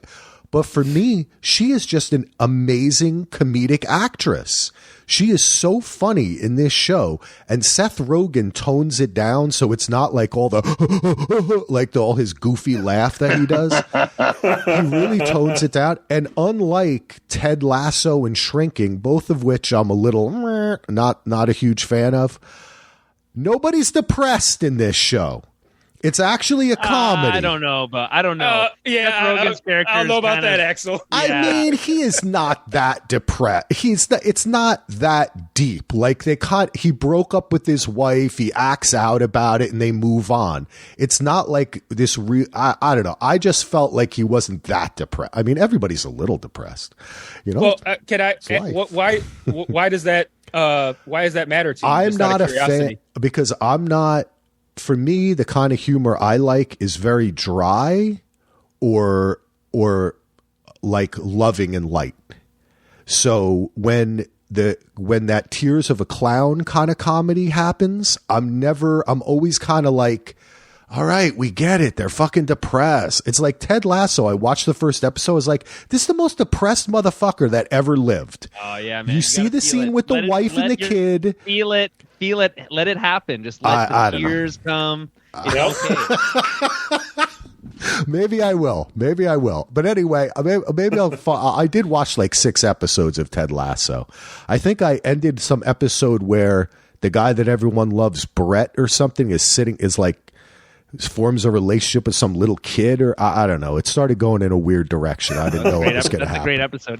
That's his niece, by the way. Oh, okay. Yeah. Well, I just remember a big guy being on a tiny bed. But anyway, moving on. Big guy in a little coat. That's what it made me think of. The Ark, which was on USA, a sci-fi show. Oh no, it was on Sci-Fi. I'm sorry. It was actually a sci-fi show on Sci-Fi. This is I think it's actually a Canadian import, if I'm not correct, or it's a Canadian production company, but this is a fun sci-fi show story we've seen many times before. People are on an ark, a big ship. They wake up, something happens. They got to figure out what the fuck's going on. It does fall into a lot of sci-fi tropes, but I think it handles them well. And the lead actress is really strong. And the acting is really good too overall. Production values are not that high. It's like kind of below CW level of production values. But CGI has come a long way. Next up is a show that just started. I've only really watched the first episode, but I just want to throw it out. I'm a Virgo. It's on Amazon, actually. It's from Boots Riley, I'm watching that now, too. Yeah, this show... I've only watched the first 2, though, so I'm not... I think there's 7 total. Yeah, it's not that many shows. It's very surreal. You have to know that going in. It's very strange and weird. It's one of those shows where it's like from the mind of, Yeah. But it's like this 19-foot tall kid where are they in Los Angeles? No, he's not. He's in. Yeah, I think they're in LA. No, I think it's Oakland. I think it's outside San Francisco or the Bay Area.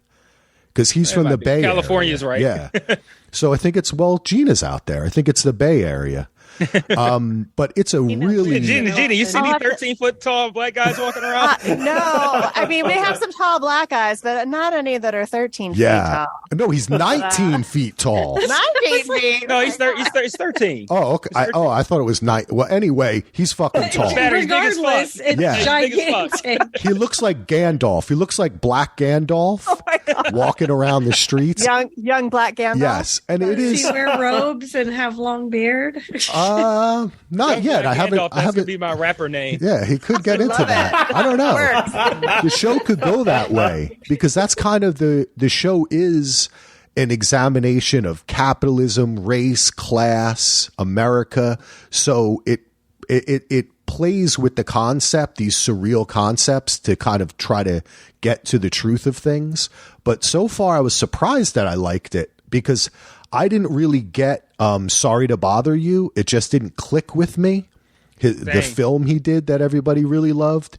For some reason, it just didn't click. It didn't click with me either. Yeah, I just didn't feel like the tone. It wasn't crazy enough. This is crazy. So I think this guy is best. The way I am is I always like people to go for it. Don't half-ass it. If you're going to create your world, then fucking Tim Burton it. Don't just put like a couple signs on a wall. Make a whole new world. And that's what this kind of does. So I really dig it. Let's see. You're not going to sing. A whole new world. I was like, usually one of you sings when there's something. I know, there hasn't been a lot of singing. That is true. Well, listen, the next show is on my honorable mention, but I'm going to tell everybody not to watch it because it's so fucking crazy and disturbing. And it's called The Curious Case of Natalie Grace.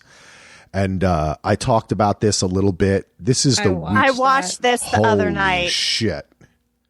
Is this not fucking crazy or what, Gina?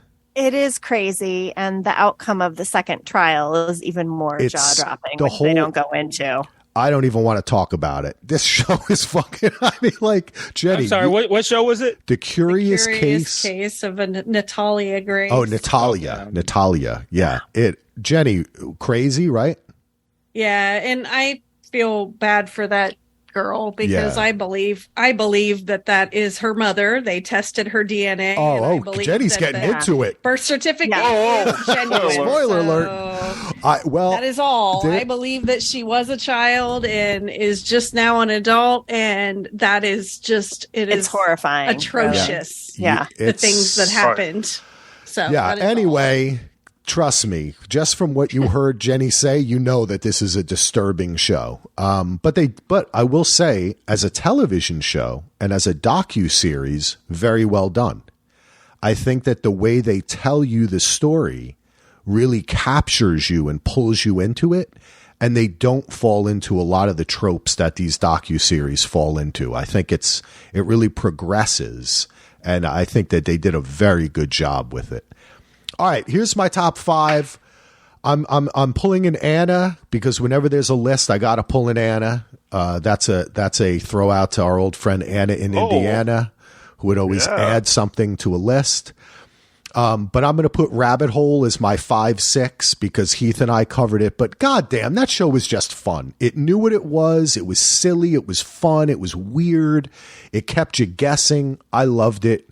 So I'm going to go with Rabbit Hole. Number 5, Black Mirror. Jenny talked about it. I thought this was the best season of Black Mirror. Overall, I thought it was the best season. Maybe it didn't have particularly the best episode ever, but on the arc of all the episodes, I thought they all went for it. They were all great. The acting, production. And as I said with Andy, I think it's always better when it's set in England and when they have British people. I just think it's better that way. And I hope in the future they lean more into that I like Red Mirror being like folktale kind of stuff. I love it. Succession. Everybody knows fucking Succession. I was late to it too.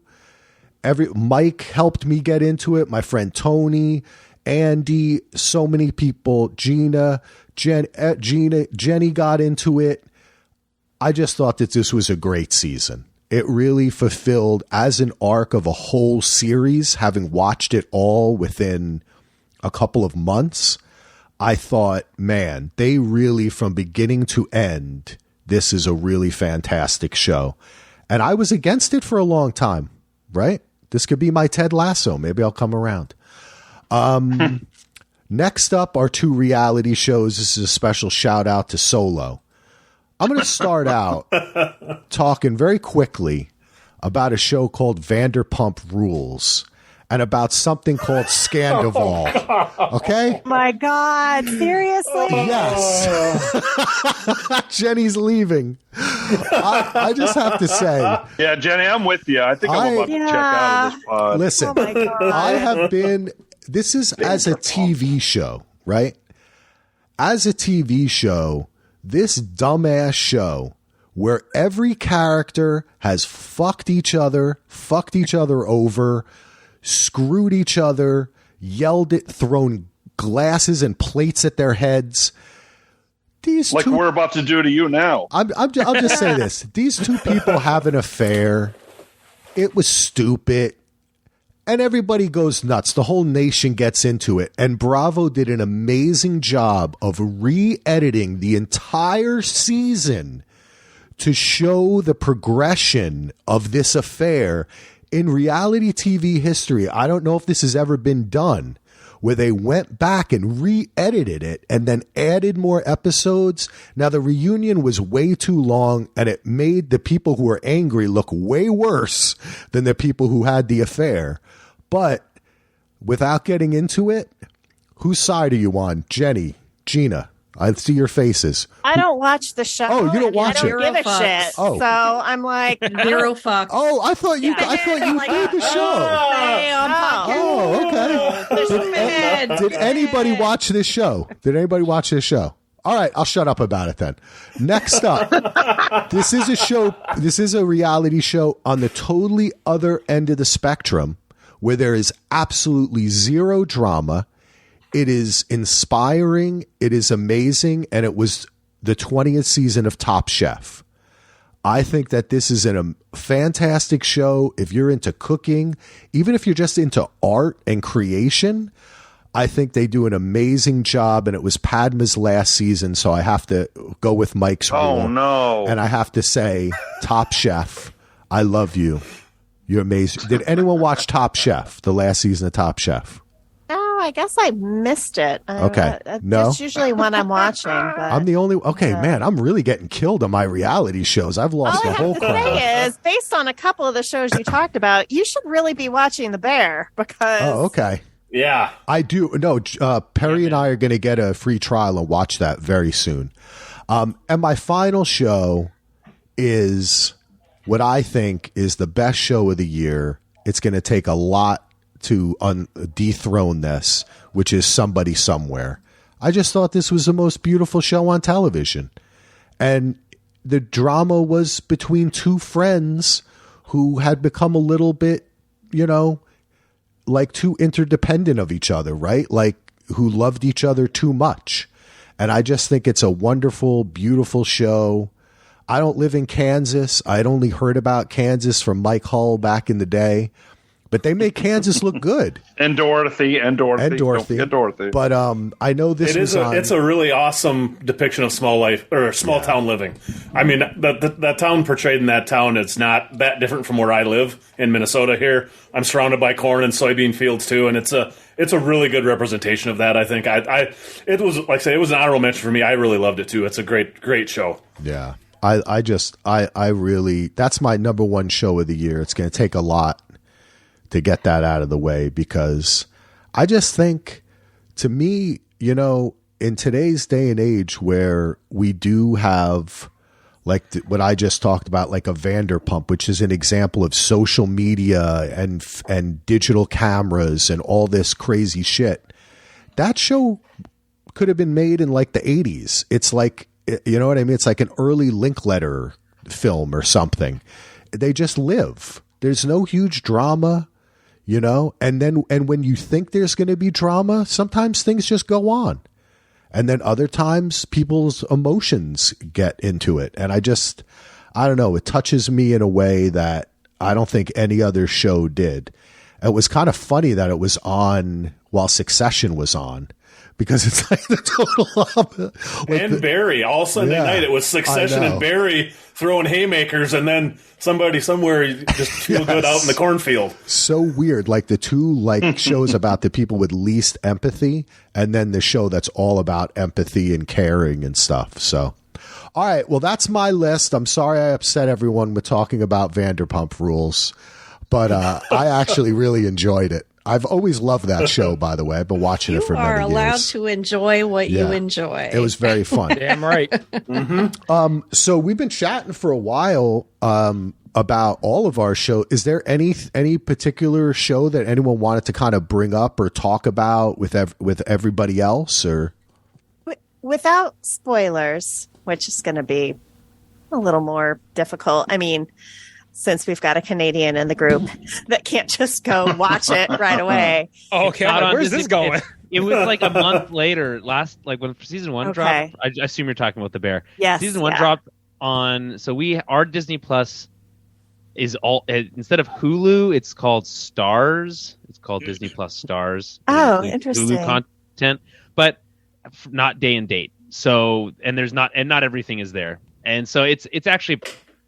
There's a whole. I don't really want to get into it. It's a nightmare with all the kind of cross-border crap that I have to deal with. But, go ahead. I can just take my headphones off or something. It's more about the performances. Like I don't think it's giving too much away, and I won't even say who this person plays. But they do a ton of amazing guest performance. There are a lot of guest stars in it, and Jamie Lee Curtis is one of them in an episode where she is just, I personally feel robbed, and I feel Hollywood robbed her and robbed all the viewing audience from not giving Jamie Lee Curtis dramatic roles Didn't sooner. she just win an Oscar?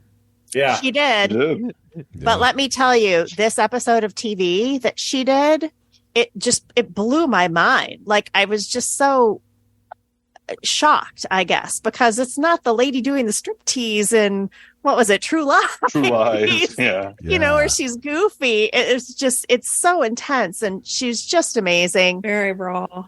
And I think there are so many good performances from the cast this year that were just kind of more in the background. Like, one's very loud, but the actor that plays Richie, Ebon Moss Backrack. Yeah, he was in Andor, I think, too. Yeah, he was in Girls. Yeah. That's where He was in Girls too. Yeah.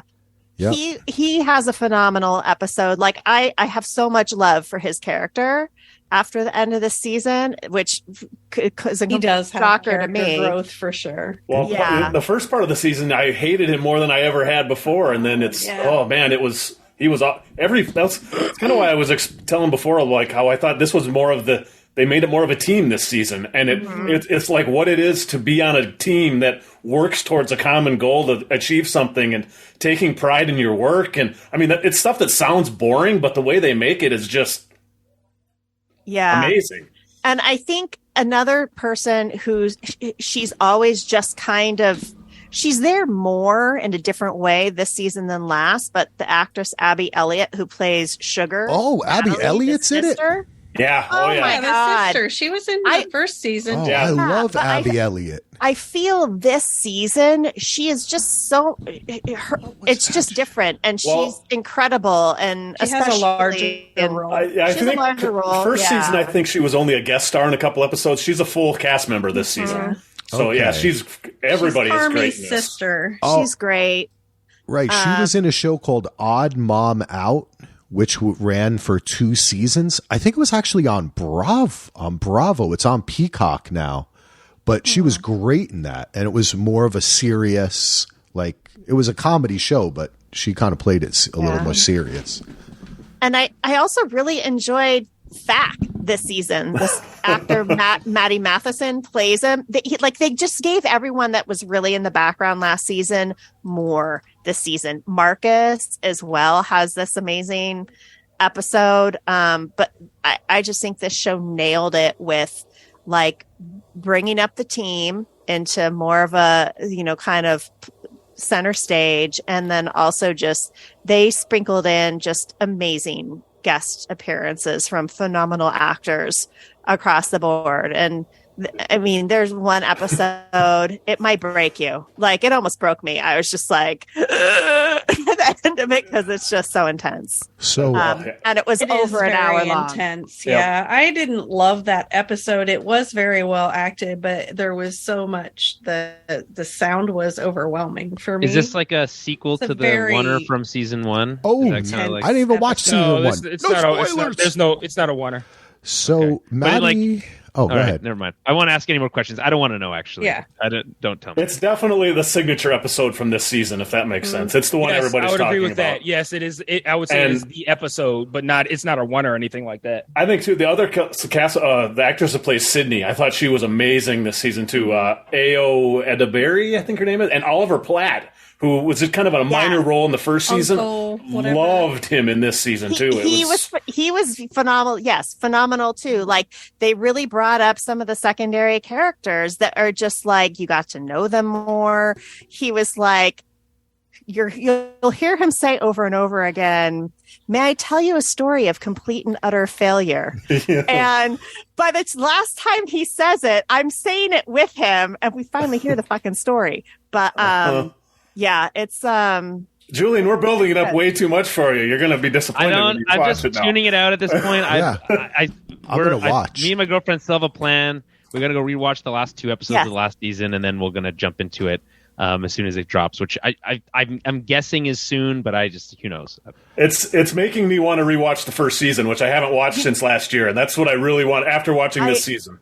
I went back and watched the first season, and they do drop some very interesting bits of information that season that after watching season 2, you're like, oh, that was kind of there that whole time. Okay. And so was that. It was that. Interesting. So that's a little interesting. All right. Yeah. Well, I looked up Matty Matheson, and he's a Canadian chef. He owns many restaurants. I recognized him from... he's a chef? Is his name? Yeah. His name's Matty Matheson, right? Yeah, he's a chef. He owns like 10 restaurants in Canada. He's got a big ad campaign right now, too. He's on some ad commercials right now, too, talking about, what's it for? It's like for DoorDash or something. Yeah. He does a bunch of commercials now. He's in a big ad campaign with 2 or 3 other people, because I see him on TV during basketball games and stuff all the time now, too. Yeah, he's like a big deal. Like, when the first season came out, people were talking about, like, oh, Matty Matheson. I'm like, who the fuck is that? But, like, yeah, he's a big deal. Maybe he was on Top Chef or something. Community. Might have been. Yeah, nice. We could have had a crossover there of the Bear and Top Chef.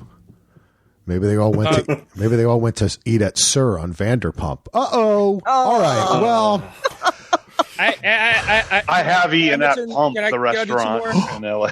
Oh my God! Nice. Go, Mike. Everybody ran off their whole honorable mentions. I left some off, and a lot of them got covered when you guys did it. But I want to mention 2 more.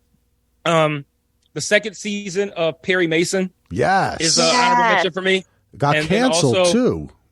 Yeah.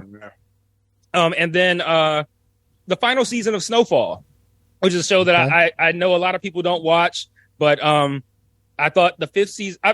For starters, I think it's a very good show. Don't we have a former cast member on the show with us right now? Yeah, we do. Yes, we do. I thought so. We do. And I thought the 5th season was pretty bad. Following the 4th season, which I thought was the best one of the 6. It's 6 seasons, but I think it's a very underrated show. It's really strong. The 5th season had me worried that the 6th season was going to be like that one. And going in, I knew the 6th season was the last one. And I'm like, I hope they don't fuck it up like they did season 5. And not only did they not fuck it up, but they kind of addressed some of the things that I didn't like about season 5. So it's like they kind of like corrected some of that shit. And they went for some really big moments. I thought they landed them perfectly, really good, big emotional moments that they had built up to for a long time. I thought they nailed the fuck out of the finale. Like, and that's really rare. You guys know things. For a series finale to work and to really nail it, it doesn't happen often. But Snowfall fucking nailed it, man. It was a great, great finale, series finale. So that's another honorable mention. You guys mentioned Ted Lasso season 3. You guys know I was disappointed with season 3, but that's another one. It nailed the finale. And I was shocked because, like I said, I was disappointed with this season, and I had a lot of issues. But those final 2 episodes, they crushed it, and crushed it in a way where it's like it wasn't just like, oh, that was a fitting finale or whatever. It was like, even though there were bumps along the way in seasons 2 and 3, like. They really nailed those last 2 episodes, and it really felt perfect for where those characters had transitioned throughout the course of the show. My biggest issue was with Nate's arc throughout season 2 and season 3, but I still felt, even though I feel robbed of what should have been a good arc, handled it as best they could. Yeah, I feel like how they ended it in the finale, it was kind of like, that works. I'm fine. And so I feel like they even nailed his arc at the end, even though there were so many big mistakes with his arc throughout the show, especially compared to, I'm sorry, Axel, if you haven't seen it, so this means nothing to you, but the arc for Jamie's character was fucking so good. Perfect. Awesome. I love, there's that episode where they go to Amsterdam. And he gets back on that bus. He's like, "We saw a windmill," and everyone's like, "Woo!" That's such a fun episode. I love. Yeah, that's. It disappointed me even more so that Nate's arc ultimately did not work for me. To have a perfectly executed arc right next to it on the same show, it just like, oh man, it sucks. It's like, I know you guys could have done it because you fucking crushed it with Jamie. Like, I don't know. You know, there's one thing about this season of Ted. It really kind of annoyed me, and it happened 3 or 4 different times where the end of an episode was building up to something major happening, and then the next episode, the major thing had already happened. Yeah, like there was multiple times where I'm like, did I miss an episode? No, they just didn't show us the important thing happening. And I don't know if it was almost like, yeah, I get what you're trying to do. You're trying to not be obvious and break but sometimes you need you need to have the cliches and show that stuff. And that show. Yeah. Oh, sorry, Andy. Go no, ahead. I was tailing off and I'm lost in my own thoughts. So continue, Mike. I was just gonna add to that point. One of my problems with seasons 2 and 3 collectively is that I think that show really struggled with how with time jumps and how it moved from different points in the story. Like season 2 had well documented, it was supposed to be like 10 episodes, and then Apple wanted 12, and they had to kind of like shoehorn in 2 additional episodes, and they put them in at random points. There was a Christmas episode that aired in August or some shit. It was like still weird. a great Christmas episode though. It's a standalone episode. It's a good episode of TV, but like the way the season had been progressing, it was very jarring, and like that show didn't handle time jumps very well. And like season 3, like hey, you talk about like the important thing had happened. Like that show would jump you ahead fucking like months in time, and like you could only really pick up on that by realizing that something important had already happened, or like when they give an update like this is now their record, and I'm like, well fuck, they won 15 fucking games since the previous episode. So like that was kind of wonky. So yeah, that's probably why you felt that way about story, that important moments being missed. Like that was something, they did that a lot in season 2. That was a big complaint where I was just like, I wanted to see that, and they didn't show it to me. There was something with Sam, I don't remember, in season 2 that I really wanted to see, and they were just like, oh, that happened. You know, in season 2, it didn't seem to bother me. And maybe it just because it was edited so much tighter and it was moving so much more faster than because season 3 I think is a lot more laid back and just kind of hanging out even more than the first 2 seasons are. That one, it dragged its feet. Maybe I just didn't notice it in the first 2 because they're a lot tighter than the third season. I still enjoyed the third season. I had some minor complaints with it. Yeah, they sacrifice, I think, I guess traditional story elements in exchange for character moments. Mm-hmm. So it's just about it's like, well, it's about soccer. It's not actually about soccer. It's about the people on the team, right? Yeah. And Ted and how he and his mentality, how it affects these people and the people around him. And then soccer is just a trapping, right? Yep. And then but like so is almost everything else. Like, ex relationship or whatever is ultimately just kind of like not that important, and it's more about how they feel about it ending or how they feel about it in the moment. And Shrinking's a lot like that too, actually. Mm-hmm. And again, that never really bothered me too much, because I think in a more traditional show, it would be more balanced between kind of world building or traditional kind of plot elements versus kind of character moments, and they basically just said, no, this is just all character study. So yeah, I don't know. So I've got a question too for those of us that have watched Ted Lasso. Do we want to see it continue in some form? Yes. Whether it be a spin-off or I think I do too. Why don't they just call it Roy fucking Kent? Well, it's going to be called what the hell does what does Ted sign in the book? That's what the Richmond Way or something. The Richmond Way. That's what it's going to be called, isn't it? It almost has to be. I wouldn't say that I want it to continue. I feel like Ted Lasso as a show, those 3 seasons, I feel like that's good. I don't need a 4th season of that. If I got a 4th season, I would absolutely fucking watch it. But I'm not sitting here like, I really want a 4th season. And I'm also not necessarily sitting here like I really want a spinoff. Like, if they do the spinoff, the Richmond Way thing with Nate and Roy, like I would absolutely watch the fuck out of that. But I'm also not sitting here like, oh yeah, give me that. I want more, because I don't know. I feel like that's a good run. Like I don't necessarily need more. But there was some speculation that they were going to do like a Keeley spinoff, and I don't want that. I don't know if I need that. Yeah, no. But what no could thanks. be interesting is at the end. Sorry, people who haven't seen this, they're talking about starting a women's football club. Oh, that's and right. That could be kind of interesting. Like if we have to see Keeley in that respect with Rebecca, I'm cool with that. But I still don't want that show.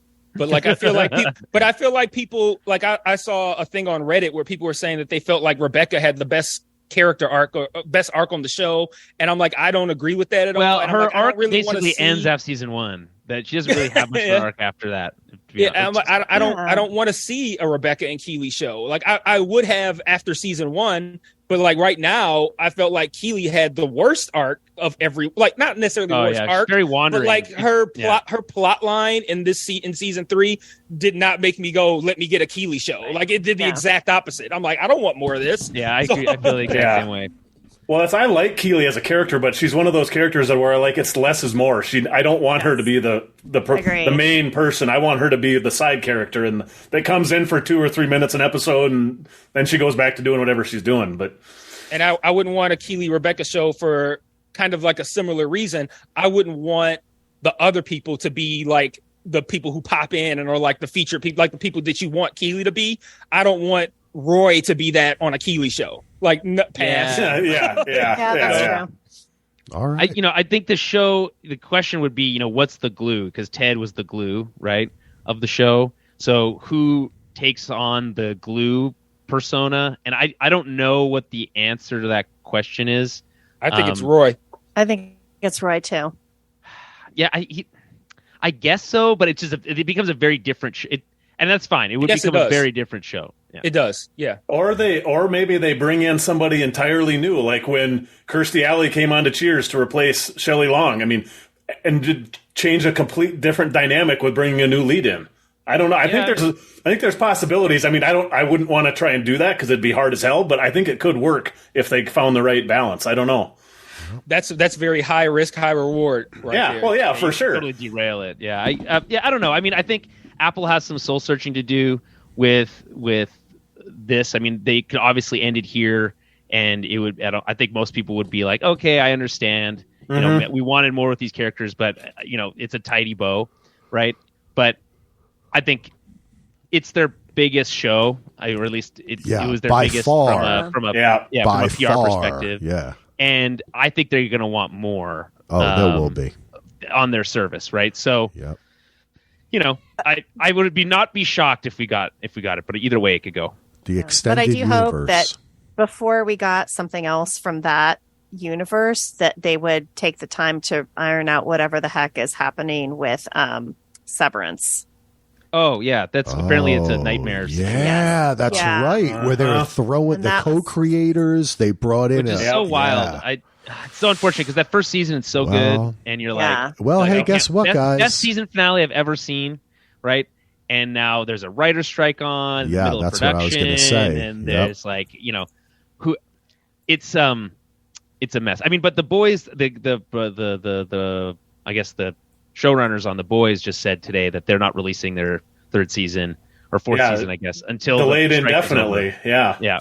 Which I think is the right move. That makes me sad. Well, I am shocked. In the studios, that like a lot of international shows just keep on shooting, even though the writers are American. I mean, this strike Andor is one, which makes me very worried about Andor season 2, that it's continuing production through the writer's strike. Well, that's why next year we may not be doing a half a year because they're like all the shows probably premiered already. But we will see. We will be back at the end of this year with our top 10 best shows of 2023. But this is just the top 5 so far. We had a great time today. Thank you to Julian, Mike, Gina, Jenny, Ando, Solo. My name is Axel. Thank you so much for listening. Thank you to our newest patron, Jessica. And I don't know. This was just a wonderful time to spend with friends chatting about television. I feel like I'm on Somebody Somewhere, but we're in the grass fields of the internet. So actually, you are somebody somewhere. I am. I'm somewhere. I think I'm somebody, but just stay away from that St. Louis sushi. There you go. I will. All right, everybody. Thank you so much. Peace out. Have a great day.